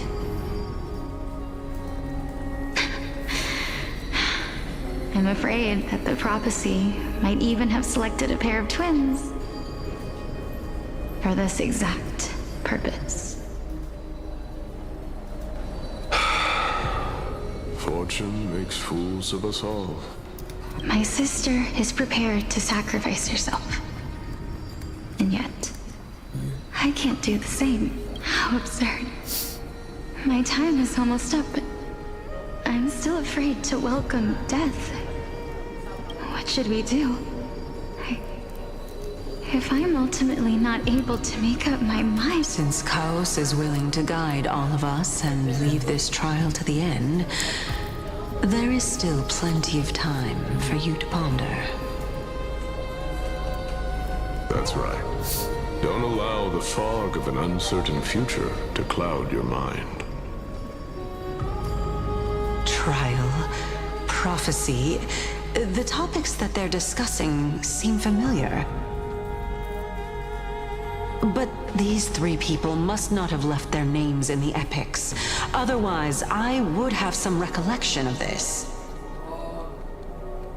Amphorius's history before the Titans were born was complete chaos. Is that not strange by itself? I have long held three hypotheses about this. However, let's continue watching for now. Calypso, Polixia, and this warrior. I seem to... Regarding this matter, Nias, are you confident that you'll complete your trial? Of course. Though, I am worried about what will happen once I've emerged victorious.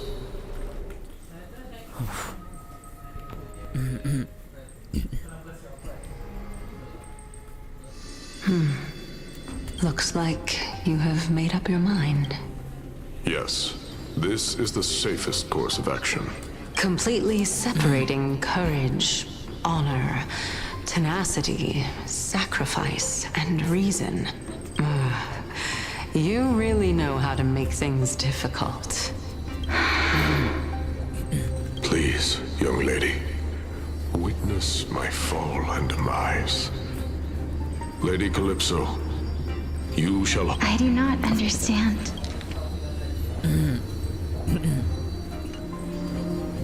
Why would you dare to sacrifice yourself for a future that you won't get to witness? Because this is our destiny. The power that resides within me is so intense that I will one day be engulfed by it. Furthermore, a valorous death before glorious return has always been the path I chose to walk. A journey I began long ago. If your sister or Kaos were in my position...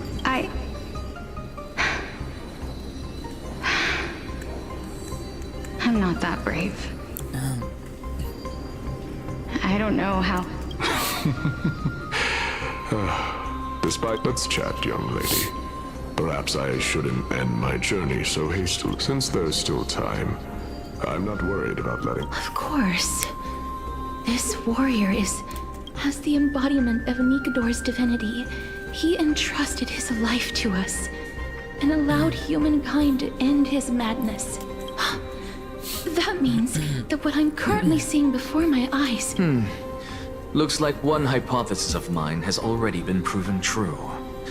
These heroes are the true forms of the Titans, before they attain their divinity. If so, the chosen one of death that he speaks of is actually... Polixia? Is the previous form of Thanatos?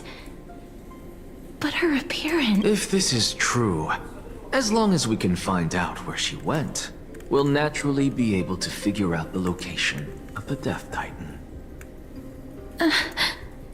But before that, we first need to witness what ultimately happened to Lord Anias.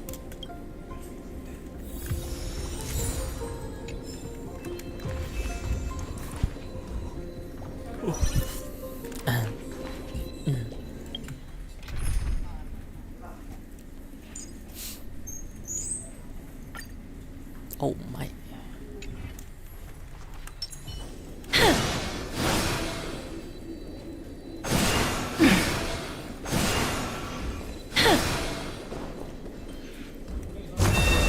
Emerge from your cocoon! Sealed within this statue is undoubtedly his sacrifice. They use their own body as our city walls, keeping out and protecting us from the pervasive spread of madness. They are acutely aware that if the end times were to arrive... Honor, courage. And finally, the only thing that remains is reason. Cheer up, young lady. There is no need to shed tears over a glorious death. All farewells in this world. No, young lady. As a warrior, I have witnessed too many bitter deaths. Although only a sliver of your soul remains, you remain so optimistic. Or maybe... To be honest, I don't know either. But I am certain of one thing. This is not an acceptance of death nor apathy toward it. It's not even a feeling of despair. I am just enjoying what remains of my life to the fullest. Enjoying? Indeed. Along this journey that we've taken together, not only have I changed the world, and now I have reached the journey's end. When I look back and see the grand epic that I've personally written, How could I not revel in that fact? But when you depart the mortal realm, won't all of your accomplishments be reduced to nothing? Separation and death are two sides of the same coin. Reconciling this doesn't come easily for a mortal. Finally, let me recount to you a story of mine, young lady. The first time I returned from the battlefield, I felt extremely hollow. The calamity had devoured everybody on the battlefield but me. When I returned to the city alone, the citizens held a banquet for me that was far from pleasant. I felt as though I was still on the battlefield, and the person who had returned was nothing but an empty shell. It was late into the night by the time the banquet ended. My head still reeling, I returned alone to the barracks. On the way back, I encountered someone. It was a crazed scholar looking at the night sky and muttering to himself by the side of the road. Although I tripped over him and fell, I wasn't angry in the slightest. And maybe because I saw myself in him, I inexplicably asked him a question. Do you think that it'd be better if we just died on the roadside like a couple of stray dogs? To my surprise, he shrugged his shoulders and sighed. How does someone who is currently experiencing death, dying and living, afford the same amount of bliss? Now please go away and don't block my starlight. Are you trying to say that there is no difference between living and dying? For they are both journeys that lead toward death? That's exactly what life is, and death is, but a scale to measure how valuable the journey was. Journeys and epics are only glorious and magnificent because all things eventually fade to dust. Therefore, young lady, don't detest your fate. Instead, willingly and respectfully embrace it. The embodiment of strife telling me about the majesty of the world. Indeed. I believe that when the fated moment eventually arrives, you will be able to understand my words. It is time for me to knock on death's door. I will set up a long table at the end of the road and humbly await your arrival. When that moment finally comes, let us drink and be merry then. I knew this day would eventually come.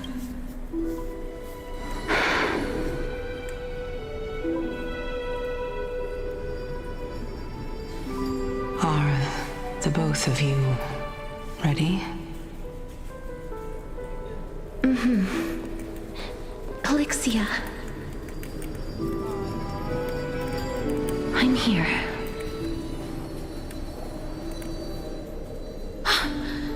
What? This... This is quite interesting indeed. Is this... Elixia's sister? Is it... me? Now, it's time for us to fulfill our promises.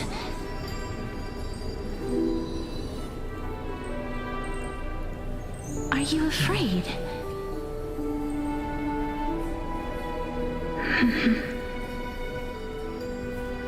What are you afraid of? That I won't be able to do it.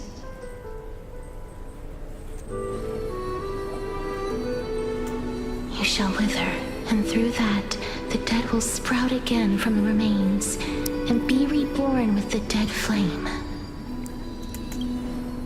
As foretold in the prophecy, and according to our vows, once it all ends, We must face our fated moment head on. Even if it was prophesied, do we have no say in the matter? It's so unfair. Why are we the only ones who are forced into mutual destruction? Let me do it, sister. Let me be death's sacrifice. I was never long for this world anyway. But you're different. I was the one who wasted your life after all.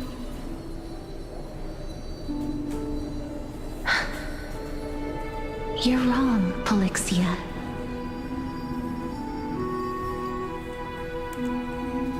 I don't think that my life was wasted. Just the opposite. When I finally arrived at this destination and looked back at the journey I took, I discovered that flowers had long since bloomed along the path I walked. It was you who sowed the seeds for this sea of flowers, one that is more beautiful than the promised land at the end of the world. Besides, I have lived a fulfilling life. Even though I was fated for sacrifice, none of the things that I've experienced will dissipate. Instead, they'll forever live on as memories inside your head. Will they not? How could my memories of you ever compare to the actual you? Well then, tell me. What exactly are we?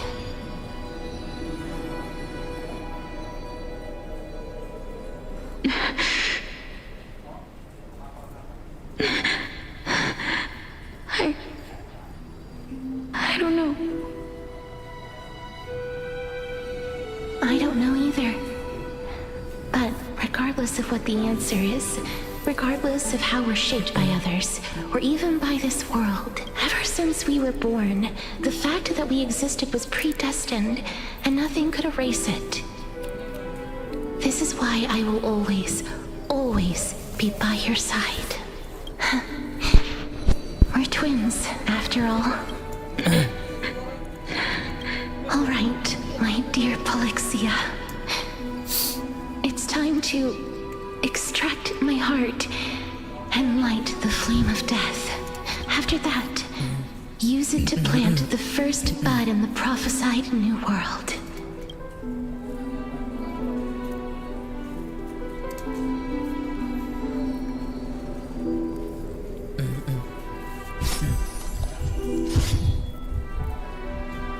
If I imparted my knowledge of the art, would you use it to resurrect someone you loved?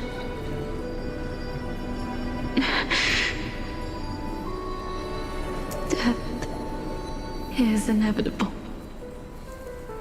In the days to come, I am certain that someone whom I cherish deeply will leave me for good. If such a mighty power really existed, I think I would use it even now. My answer remains, this is why, sister. I promise you, in the prophesied new world, I shall plant the first bud on your behalf. Go now. Return to the ocean god's treasured pearl, our hometown. I shall open wide the entrance to the nether realm and grant you a second life. The living beings on this earth shall respond to my call and lead you to the sacred daylight. Remember, do not look back on the land of the dead, and do not stop moving. In the new world promised by the prophecy, march toward your new life. Ask for the price of our equivalent exchange. Let me be the one. Wow. Everybody, we've come to the end. Unfortunately, I am not compatible with the Supreme Being, so I was unable to completely fuse their soul into my own body. However, being able to glean all this from them is exciting enough. I'm certain of this now. Before the Titans that we are well acquainted with were born, a group of heroes roamed the land. These heroes followed a prophecy and took possession of divine authorities one by one, until they eventually became the pantheon of the New World.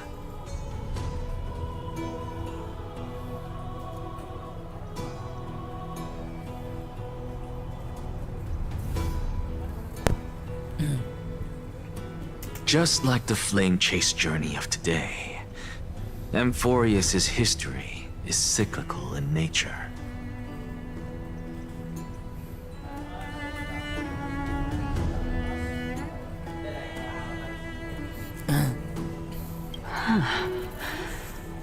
What a startling revelation. This means that the demigods, who bear the core flames, will also become the new Titans at the world's end, thereby shaping a new world? I believe that this is the truth behind the Era Nova, as mentioned in the prophecy. This is utterly unbelievable. Besides, those twins in the past, even if they really are Thanatos, their whereabouts are still unknown even today. Are their whereabouts truly unknown? Didn't Polixia mention that seaside town, the birthplace of alchemy in the tale of the dragon?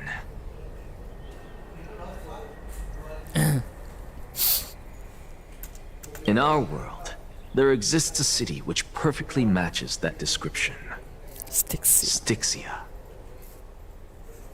But the people there worship Lagusa and bear no relation to Thanatos. I have also never been to that place, as in the time of Idonia, it had long turned into underwater ruins.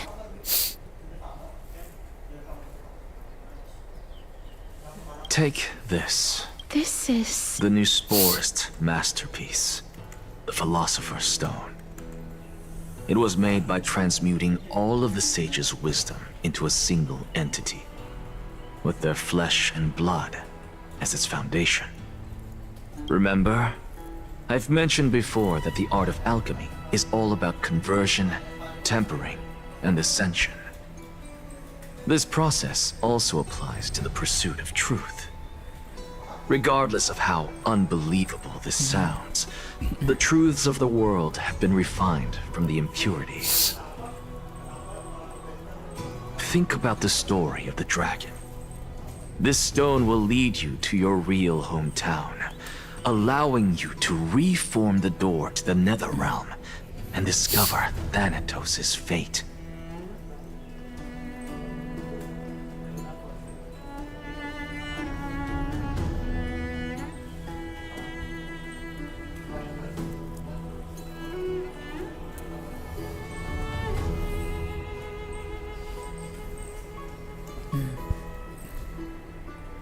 You still look as confident in your victory as ever. But what if your conjecture is wrong? Simple. I shall merely admit to the entire world that my experiment was a failure.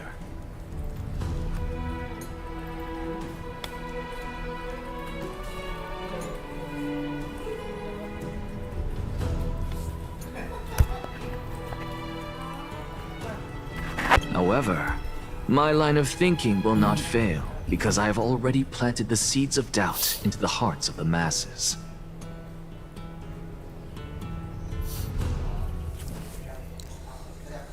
Actions speak louder than words, Castoris.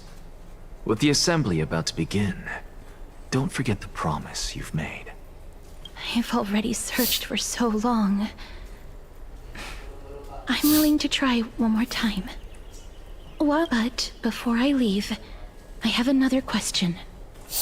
What exactly did we witness just now? That was the world imprinted in Kefali's soul. If we are to prove its existence, you must take the final step.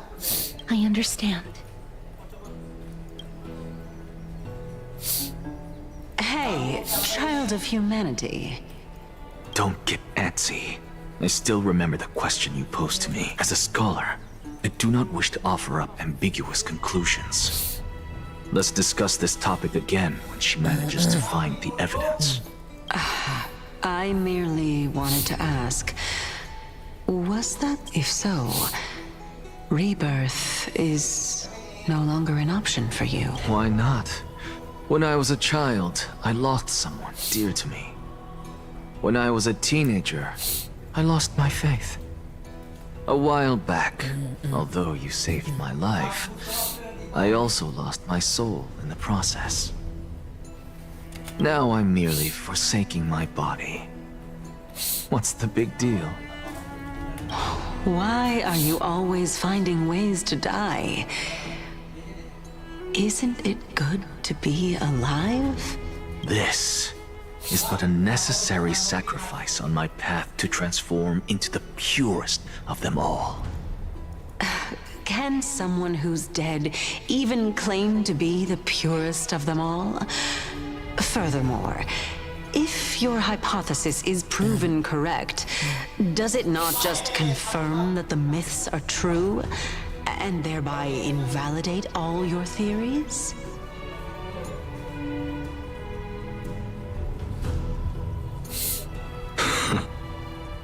No, it's just the opposite. If my hypothesis is correct, it means that I can actually ascend to godhood and reshape this absurd world that you all have created.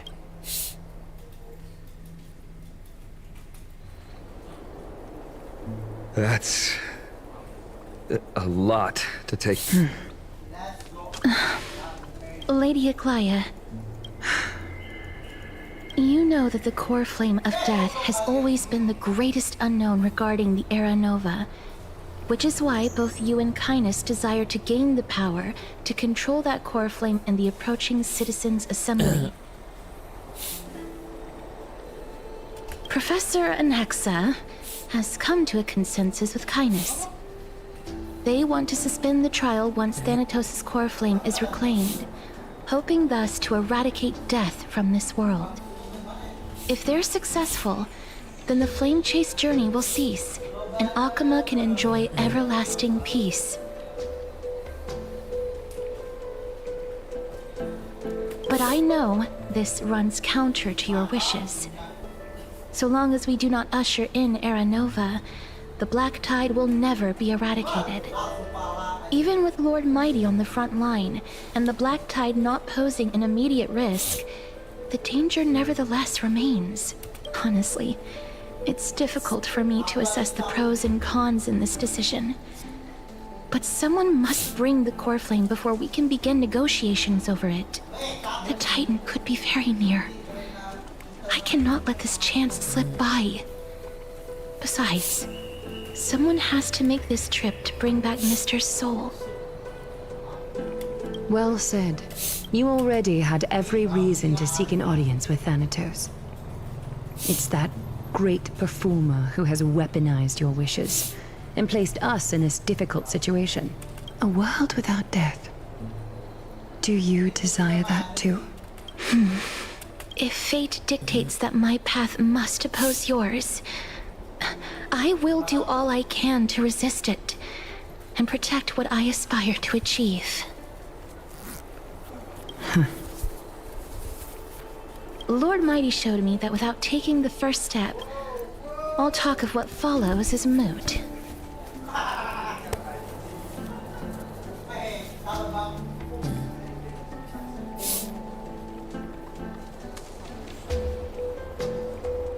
I am not going to punish her for that. I have always hoped to hear you speak your mind, Cass. And I am glad to have heard your true thought, Styxia. I visited that place in the past. Though it is now an island surrounded by the river of Soul's torrents, It's not hard to see its former splendor. Go. I will not stand in your way. As for you, you are someone who has cheated death. I believe you have more than enough reason to make the trip with Castorus and meet the god of death himself. Castorus, I too look forward to your journey. I wonder what kinds of new interpretations your completed story will bring to the Flame Chase journey. Thank you, Lady Aglaia. I hate to put a damper on this heartwarming moment, but if Styxia is now an island surrounded by the River of Souls torrents... The answer is quite simple. In the Mids, Zagreus once made the domain of the dead their treasure vault. That is to say, they could enter and leave the Nether Realm as they pleased. And if they could do that, then it follows that the demigod who inherited their divinity must be capable of the same. I'll see you at Memorial Palace at Action Hour tomorrow. Cypher shall be your guide to finding that ancient city. The tumultuous day finally comes to an end. Everyone disperses, each lost in their own thoughts. Dan Heng isn't back yet, huh?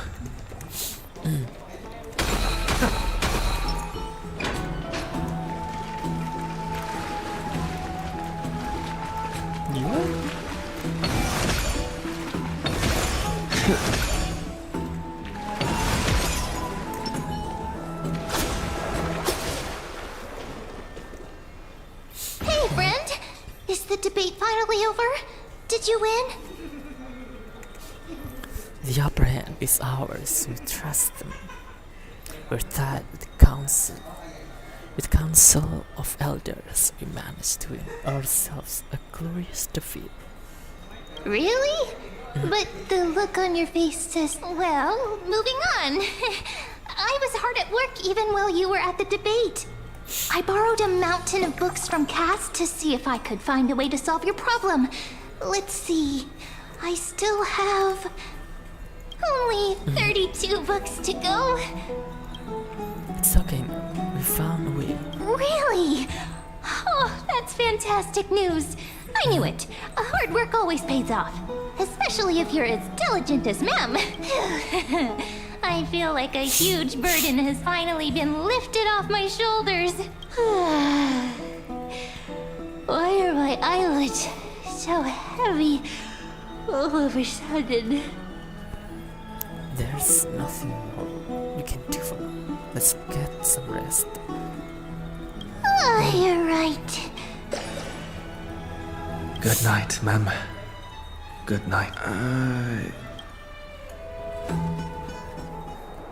Later somewhere. Oh, come on. Cass? What a surprise. Lady Treeby. Is something troubling you? No matter how breathtakingly beautiful Styxia once was, the place is now the domain of the departed.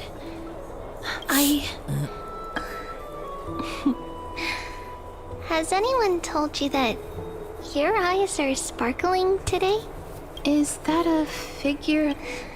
In the past, when you did smile once... Lady Treeby, you know perfectly well that see you tomorrow is nothing. I hope your toughness is not a mask. Cass, you hardly ever talked of your past. None of us knows what you went through, apart from Maggie. But we know it must have been filled with pain and heart. We are just happy for you that the core flame you're meant to inherit has finally surfaced. Isn't it a little too soon to say that? But you already know where tomorrow is. There's no need to rely on anyone else. Just give it your all and leave no regrets. We have always believed that your embrace is just as warm as everyone else's. Because we embrace others to comfort them. And Cass, you're the kindest Chrysosaur we know. Thank you, Lady Treeby. This feeling... it's hard to put into words. I suddenly found myself with so many wishes. so much I want to accomplish before setting off. Then go do it, Cass. Trian was actually working on a surprise gift for you. It's a pity she didn't get to finish it. But now Trinan and I are working on it, so let's meet back here when you return from Styxia. At the same time, I can't sleep.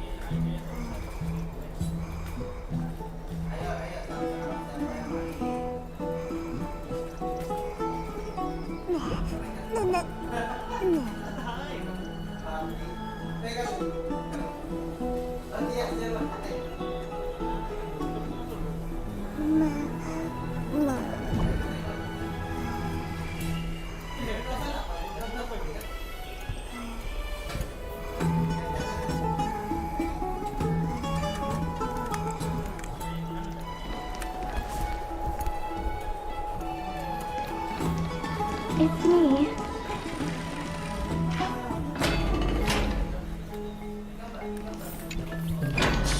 I hope I didn't wake you.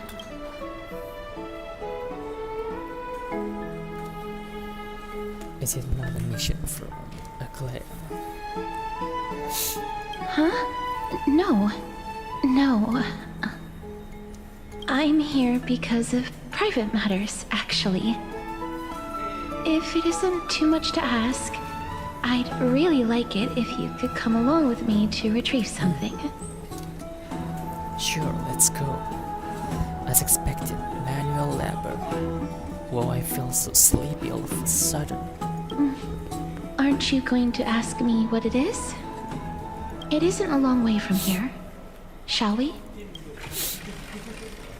I'd love to go. Have you heard? It's like all the rooms are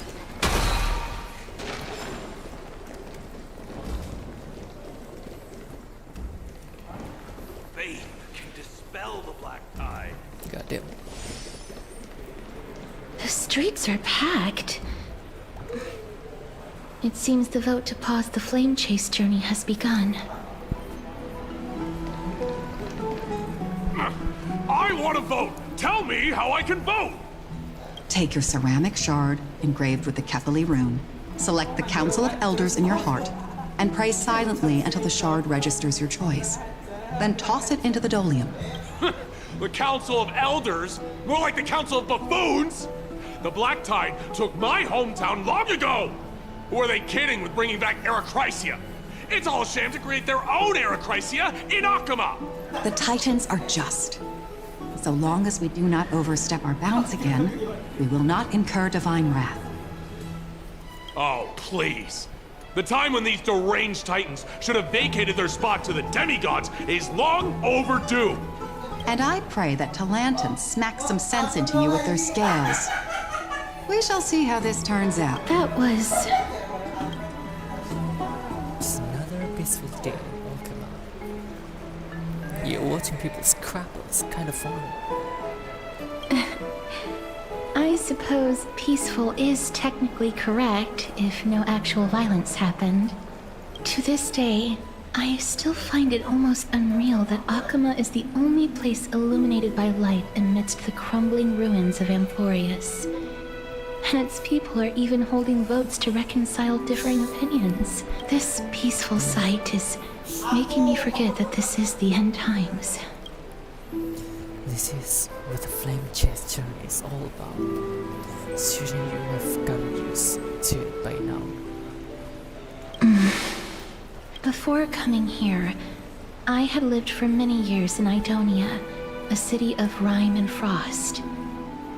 The people there were devotees of Thanatos, and were well known for their unique burial rites and traditions. Traditions that I played a major role in. Because of the curse on you? Yes. But back in those days, I was Idonia's maiden of war. I was trudging across the frosty plains on my own when the Idonians found me. They saw the curse in me as a blessing from Thanatos, and believed that my hands could correct the Arachrysia's mistake and lead them to meet the great god of death. They provided me shelter, but in return, I was expected to grant merciful deaths to war captives, prisoners bound for execution, and heroes alike. Is that some sort of end-of-life care?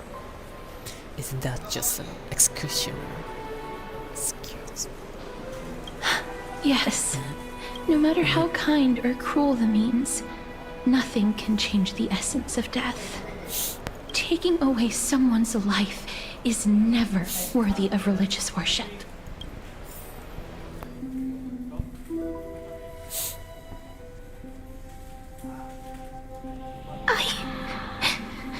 I can't do it. Their voices, they pierce my ears.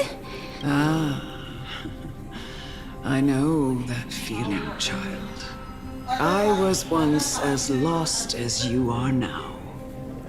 But you must respect those walking towards death. Just like... What you're asking me to do is no better than the task of an executioner. And yet you want me to respect myself. No matter the titles, I am still taking away human lives. This won't be the first time that Idonia's fanatical nether warriors have faced death.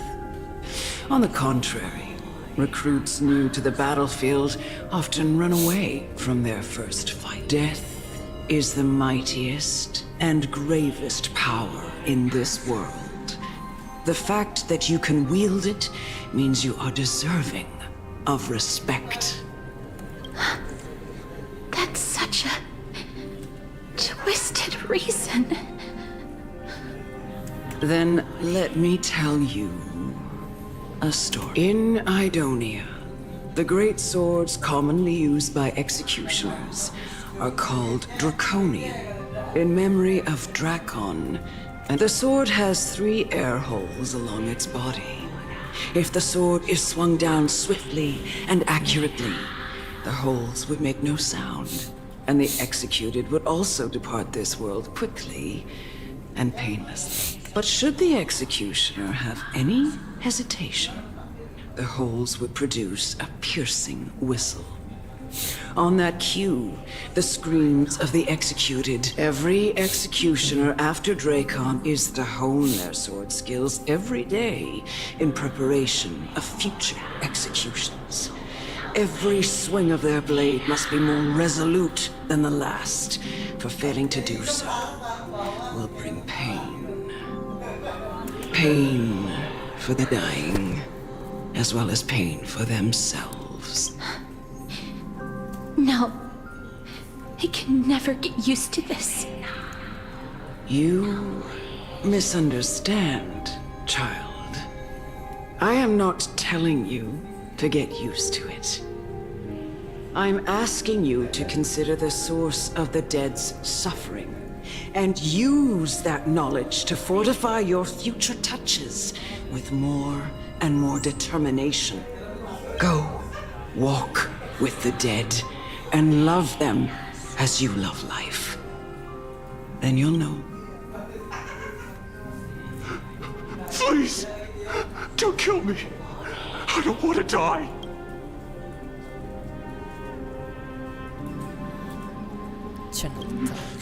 No!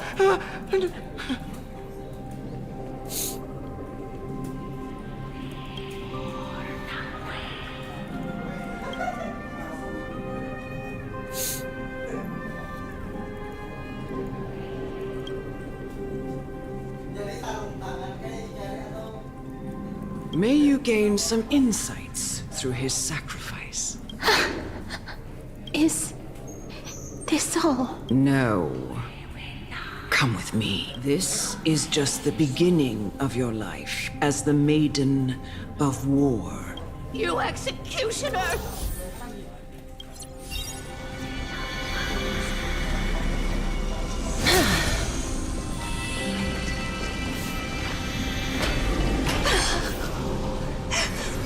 Only maiden. Go. Grant her glory.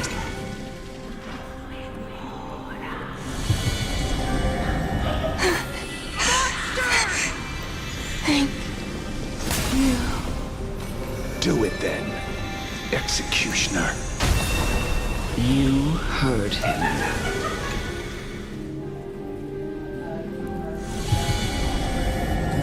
I curse you. Please. Grant me release.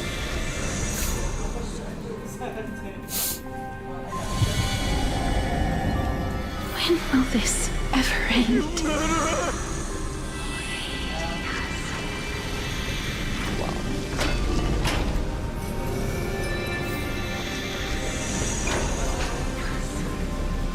Come. Fulfill your duty.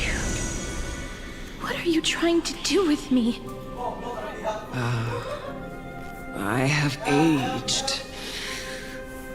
The time has come for me to heed the summons of Thanatos and journey the final resting place of every Idonian. You're not that old yet. You still have many, many years ahead of you. No. I'm where I have come to fear. My declining... Castoris. Will you give me one last chance to charge towards fear and prove that I can't take this anymore! Child, it was I who brought you here from the frosty plains and set your farcical fate in motion. It was also I, Chief Executioner of Idonia, who forced the heavy duty of executing others onto you. I've always known that you have doubts and even anger about my faith. I never had a choice. Indeed. We essentially abducted you. Yet you can end any sinful life with just a touch of your fingers. Shouldn't it be easy for you to escape from here? I'll never do that. It doesn't matter how lightly the Idonians take death, or how readily they accept it. I simply can't do it. I knew I was right. What? I've taught you and cared for you as my own daughter all this time. Because of this, in the eyes of an Idonian, death is the end of all life. A destination we will all eventually reach. Humans should not resist it, but learn you can only live your life to the fullest after understanding that. And when you do, even if you eventually leave Idonia's protection, even if you must carry the curse forever, you can live with. No! How can I? Come now. It's time. I've already taught you all that I know. Show me that you are a fitting holy mate. Come now. It's time. I've already taught you all that I know. Show.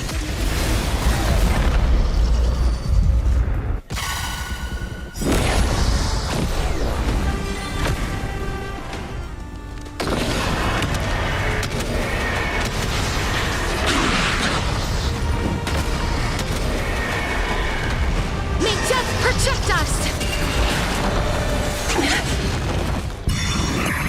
A little honesty would do us, Catadons.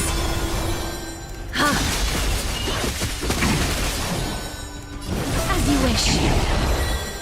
We can do it! Trust me, we can do anything! Get them! Wilt hear. Countless thus our fates become one. So fragile, like a wisp of silk.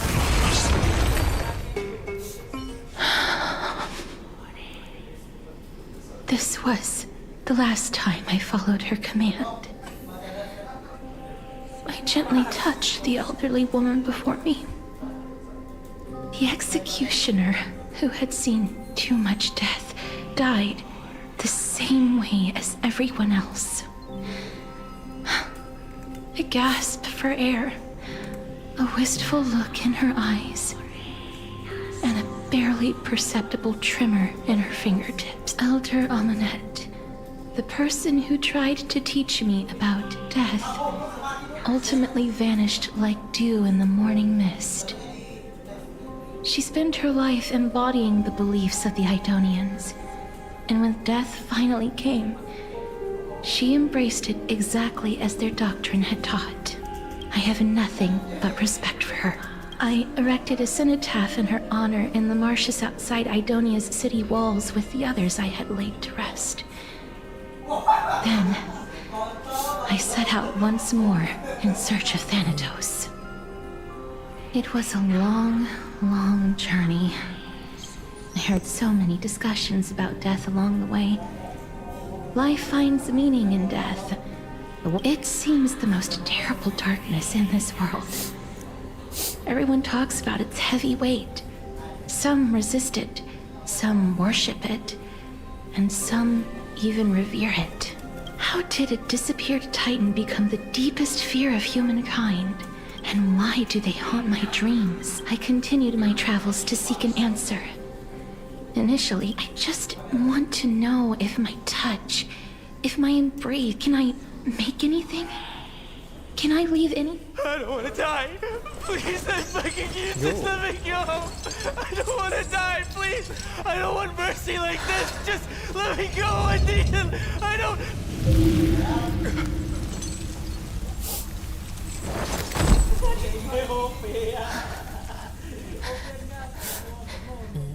I hate these icy hands.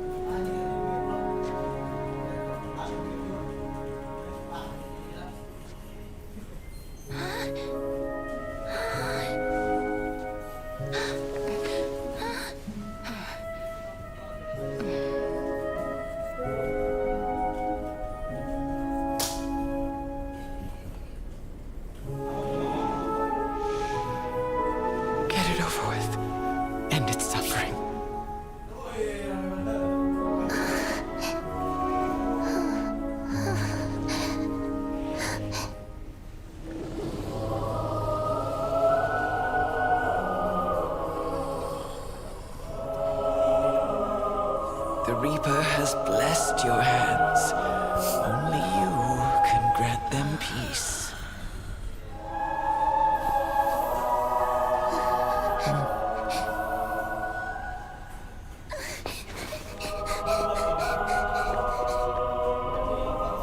Oh, wow. Shit.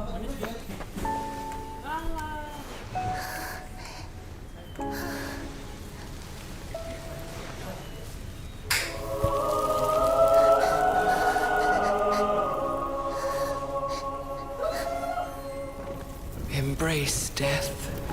Walk alongside it.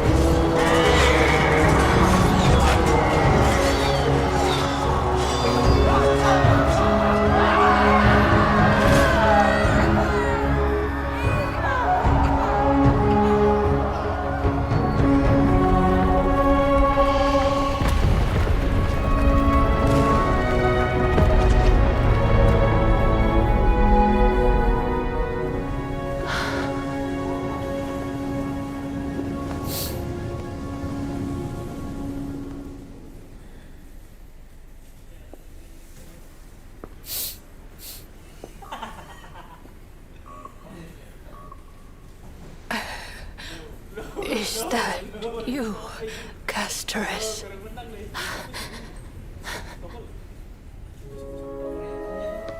All of them have gone, heeding death's summon, crossing into their domain. I must go too. I don't fear it, just I have some regrets. Watching people leave this world again and again, it must be lonely for you.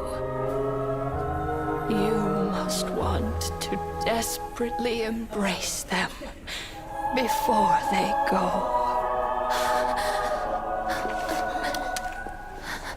I can't. These hands, they're too cold.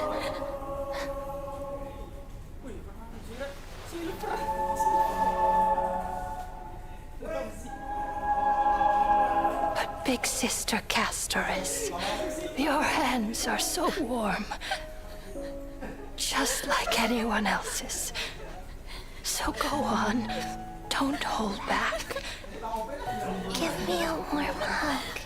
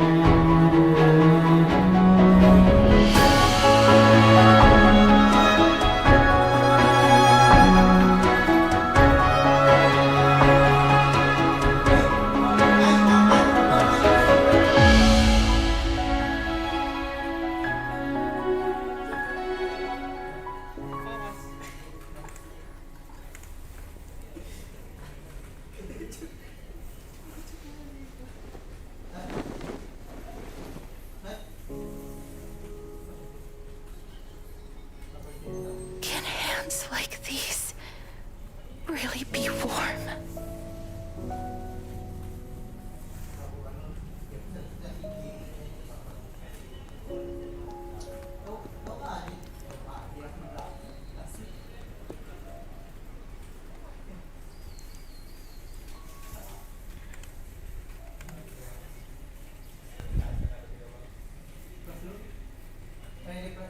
On the day that Ornyx's trial ended, you must have had many questions. I felt just as confused. Why, as someone from beyond the sky, were you so cruelly dragged into I wished I could take action, but no matter how hard I try, I cannot simply interact with the living as ordinary people do, even when we brushed against each other unintentionally in the grove. And it was when an almost unattainable hope finally welled up in my heart, when I thought that perhaps my touch would know fate declared to me. It wasn't that the curse of death had finally, but that your soul no longer belonged to this world. And there was nothing left for my hands to take. Nothing. And did I really think this time would be any different? It's not that I don't understand this reality. Just that having walked such a long road, I am still unable to find the answer to life and death. I am resigned. Anything I wish to hold on to, death will inevitably wrest from my grasp. From that moment on, I lacked the courage to confirm it again. Until Ornyx laid bare the cruel truth before us.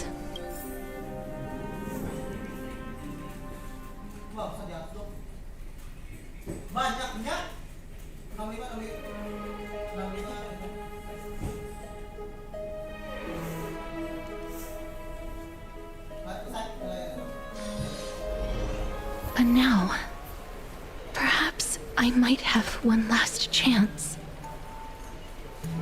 Long ago, Trinan read a prophecy to me. At the end of the Sea of Flowers, the souls of the living shall warm thy fingertips, and after an embrace, there shall be eternal separation.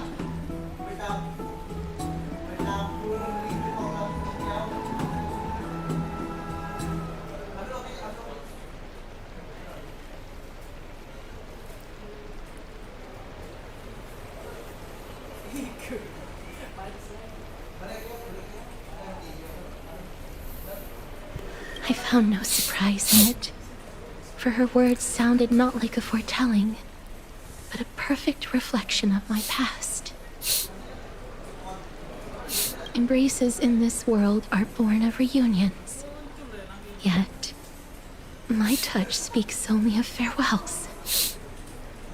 In that moment, I had no doubt that this destiny would weave itself through the entirety of my life.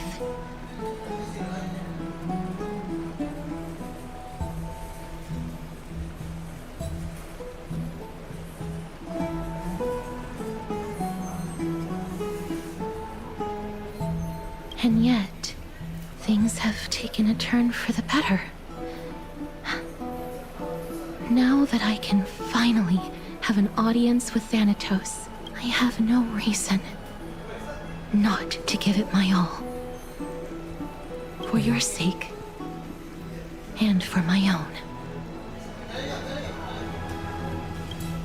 With that, I won't have any regrets.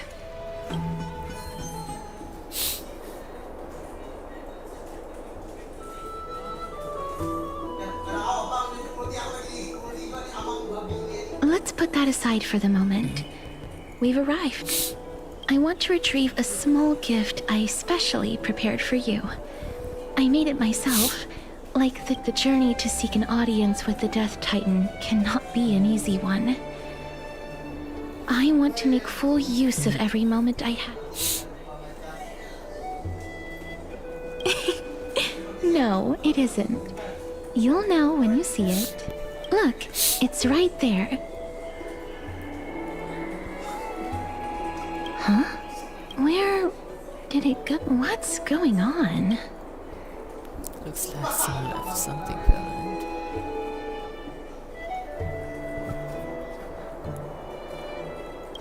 am not some corrupt grown-up. What's this? The coin of Zacharias. And... so it's her. No doubt about it. It's Lady Cypher, the demigod of Zacharias whom Lady Aglaya had spoken of. She's a master thief who's left legendary tales all over Amphorius. So many years have passed, yet she's still announcing herself in such a crass manner. Let's just do as the slate says and look for Lady Cypher.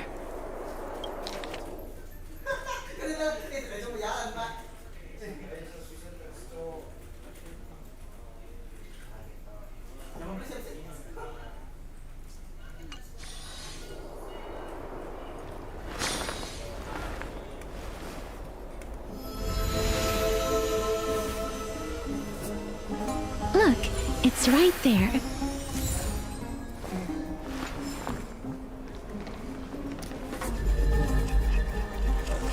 We must pursue her.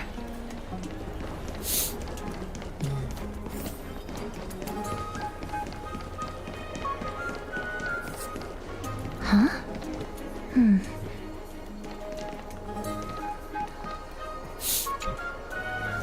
This is a trick she left for us.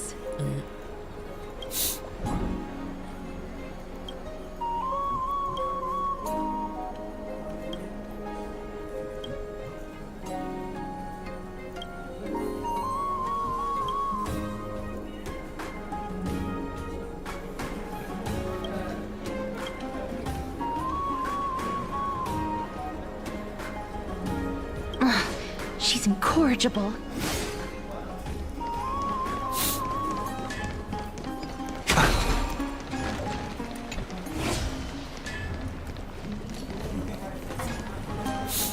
Never safe for tomorrow.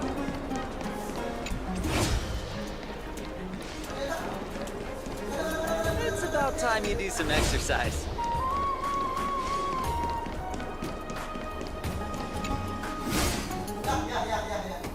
Exactly the kind of thing she would do. This is the...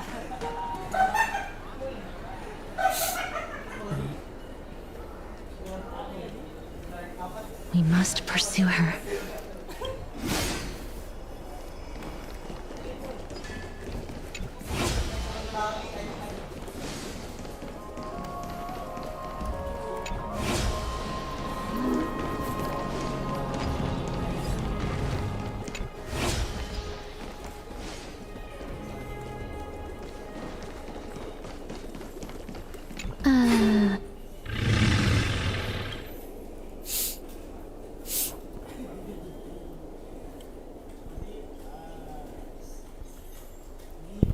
I see, so Drums is a cat.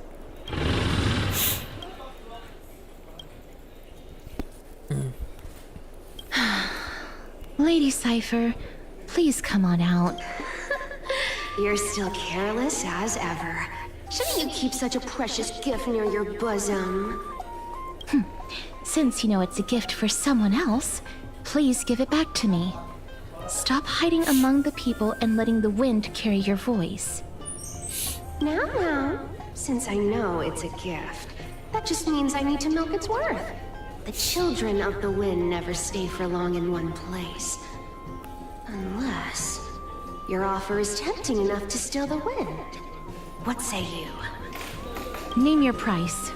I'll give you...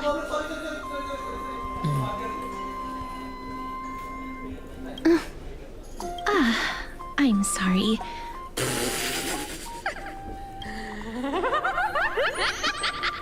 No wonder they call you Princess Homebot. Why don't you two come over to my place? It'll make a better venue for proper business discussions. You can find where I live through the winds I've sown. Piece of cake. I can do that even if I can only sense your soul. All right, I'll see you there. Everyone cool with me collecting a deposit before we reach an agreement, right?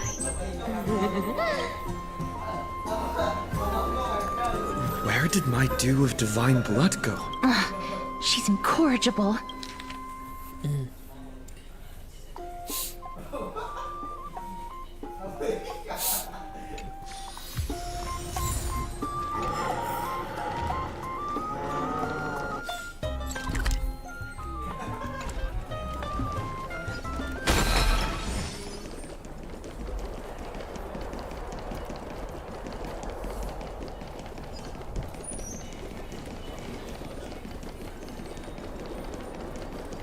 It's about time you do some exercise. Yo, where the hell?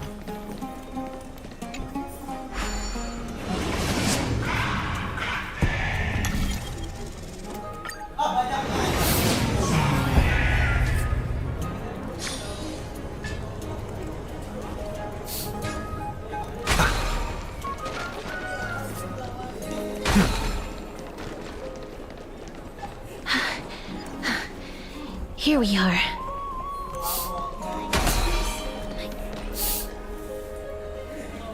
Over here! Over here! No, not that way! This way! Come on. If I really wanted to hide, you'd never find me. So relax, you two. No need to get your hackles up. I'm not that scary, am I? Meow. At last, a character that meows has appeared. No way. Some people might have been into that a millennium ago, but it's long since gone out of style.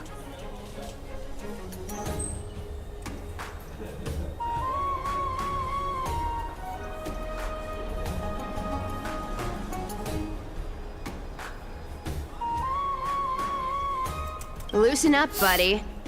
Shall we get down to business? Give me the jewelry piece first. Or everything's off the table. My tooth to find blood. Oh, come now. Don't be so upset. Look, isn't the view here just great? You can see what everyone is doing and where they're going. Now that we've broken the ice, let's get to the point. Everything I've said so far has been a joke. I'm inviting you two here for 3 things. 1, the seamstress found me and wants me to take you to Styxia to look for the Death Titan. 2, the Council of Elders also found me and wants me to make sure the core flame of Than... Look at you having a finger and it both binds. You're that famous. Of course. I may keep a low profile. And last, but I'm telling you that I'm not interested in doing either of those things. Don't go look for the Death Titan. The end.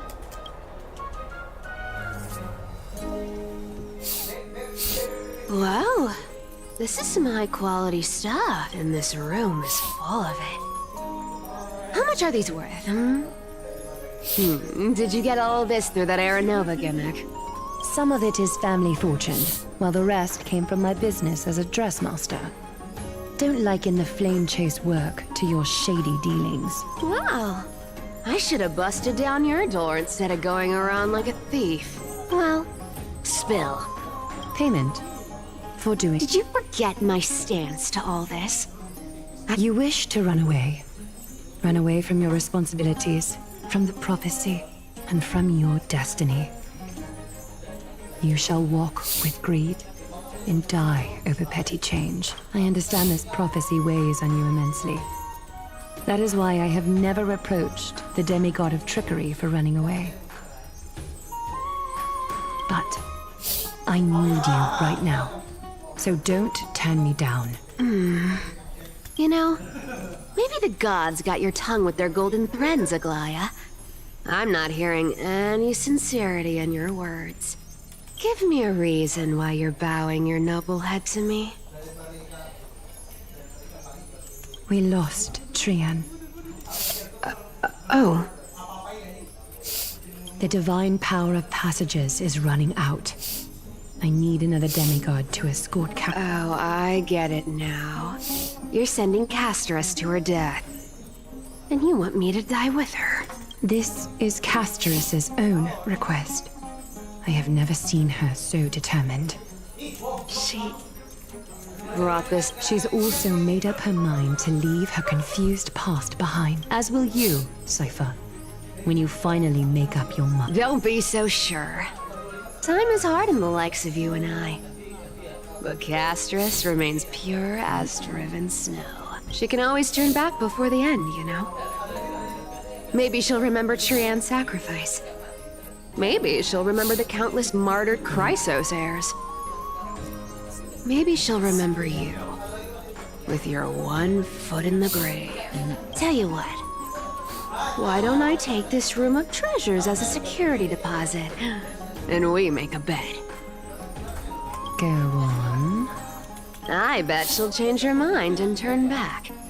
Now, if I lose, I'll do what you want me to do. Return this deposit to you. Plus, giving you an... You sound like you have all the confidence in the world. In that case, let's make a pact with those conditions. In conclusion, I want to win. So I hope you two can give up on going to Styxia. I'll give all the treasures in that room to you. What do you think? Tempting, right?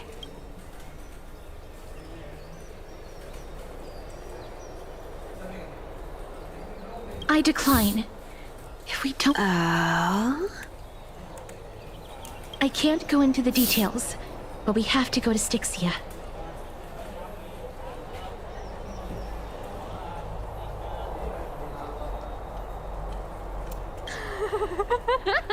I really don't get how. Princess, homebuddy, you keep talking about needing to find Thanatos, about getting rid of your curse, and you don't care about anything else.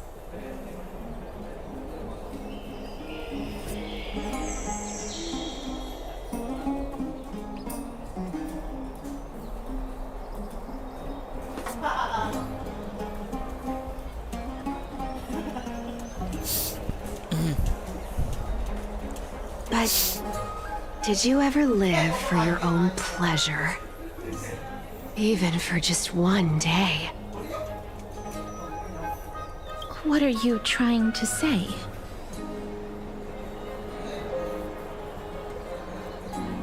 I'm saying, contrary to your beliefs, Aglaia didn't take you in just so you can die for her Aranova. The flame chase journey walks hand in hand with sacrifices.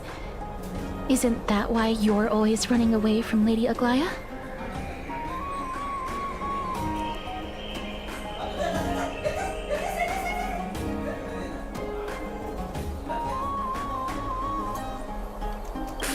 Fine.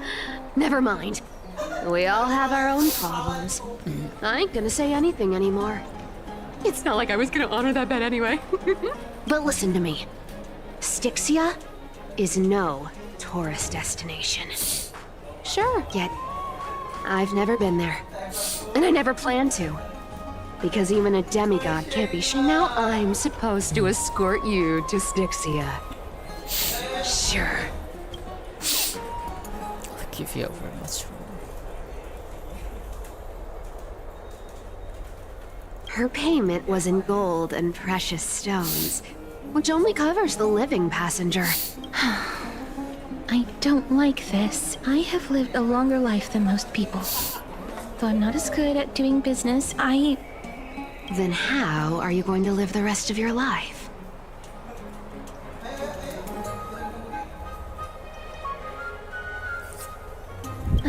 Then I'll give you 90. No, 80%. Well, don't mind if I do. 80% of Castrus's savings and a bottle of dew of divine blood. Not a bad trade. Okay. I didn't know you hold grudges. Here! Catch. Be careful with that! A minor change in plans, though. Don't go to the bath tomorrow. Come look for me at Akama's city gates instead. So, why are you changing? Oh, nothing, really. Just a bit scared of the seamstress's frosty face. I wouldn't stay a second longer in Akama if it were up to me. Well, now that we've struck a deal, why don't I give you guys a lift back? It's gonna be a long ride.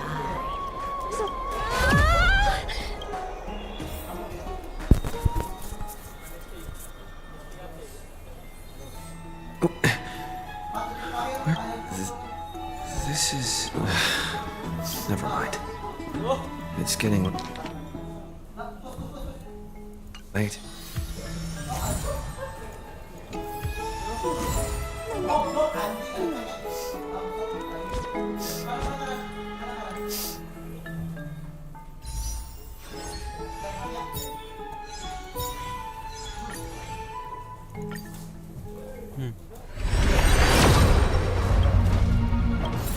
Shit.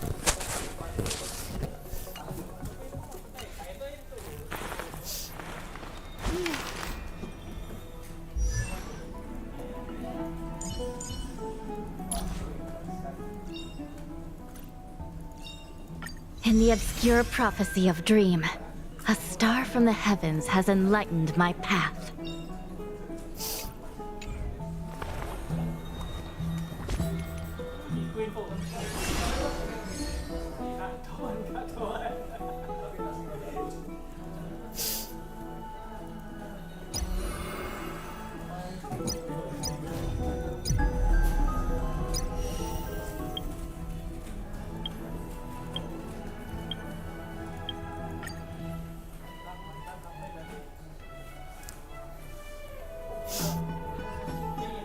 City states. The clouds.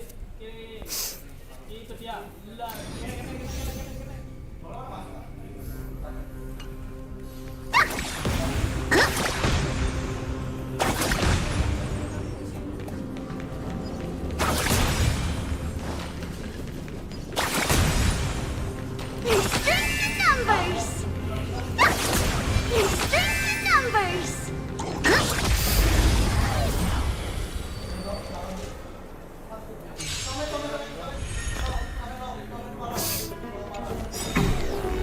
Is it coming? Are you the West Wind? Let me go! Open sesame. Oh dear. Curiosity. Endless riddle. Nothing but a void. Time to twirl. Do you know who I... This big diamond! It's all yours!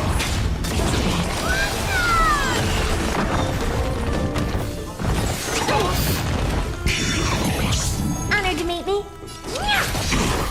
Never seen perfection before. Expand your thinking. Watch it crumble. Step up, let's see ya! Nice, like my friends. Indulge yourself! Time to twirl! It's cool! Are you the West Wind? Let me go! It ain't over.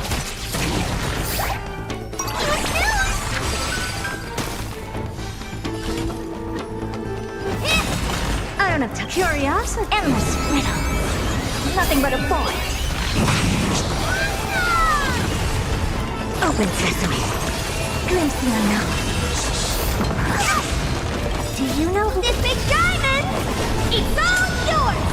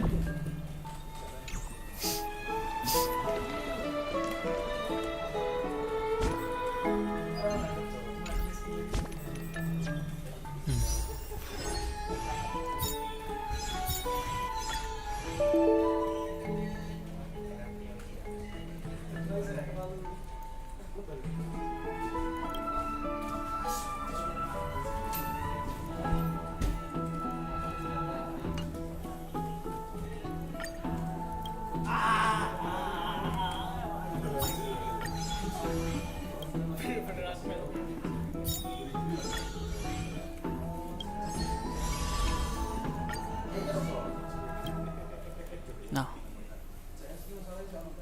Spoiled. Oh, I should.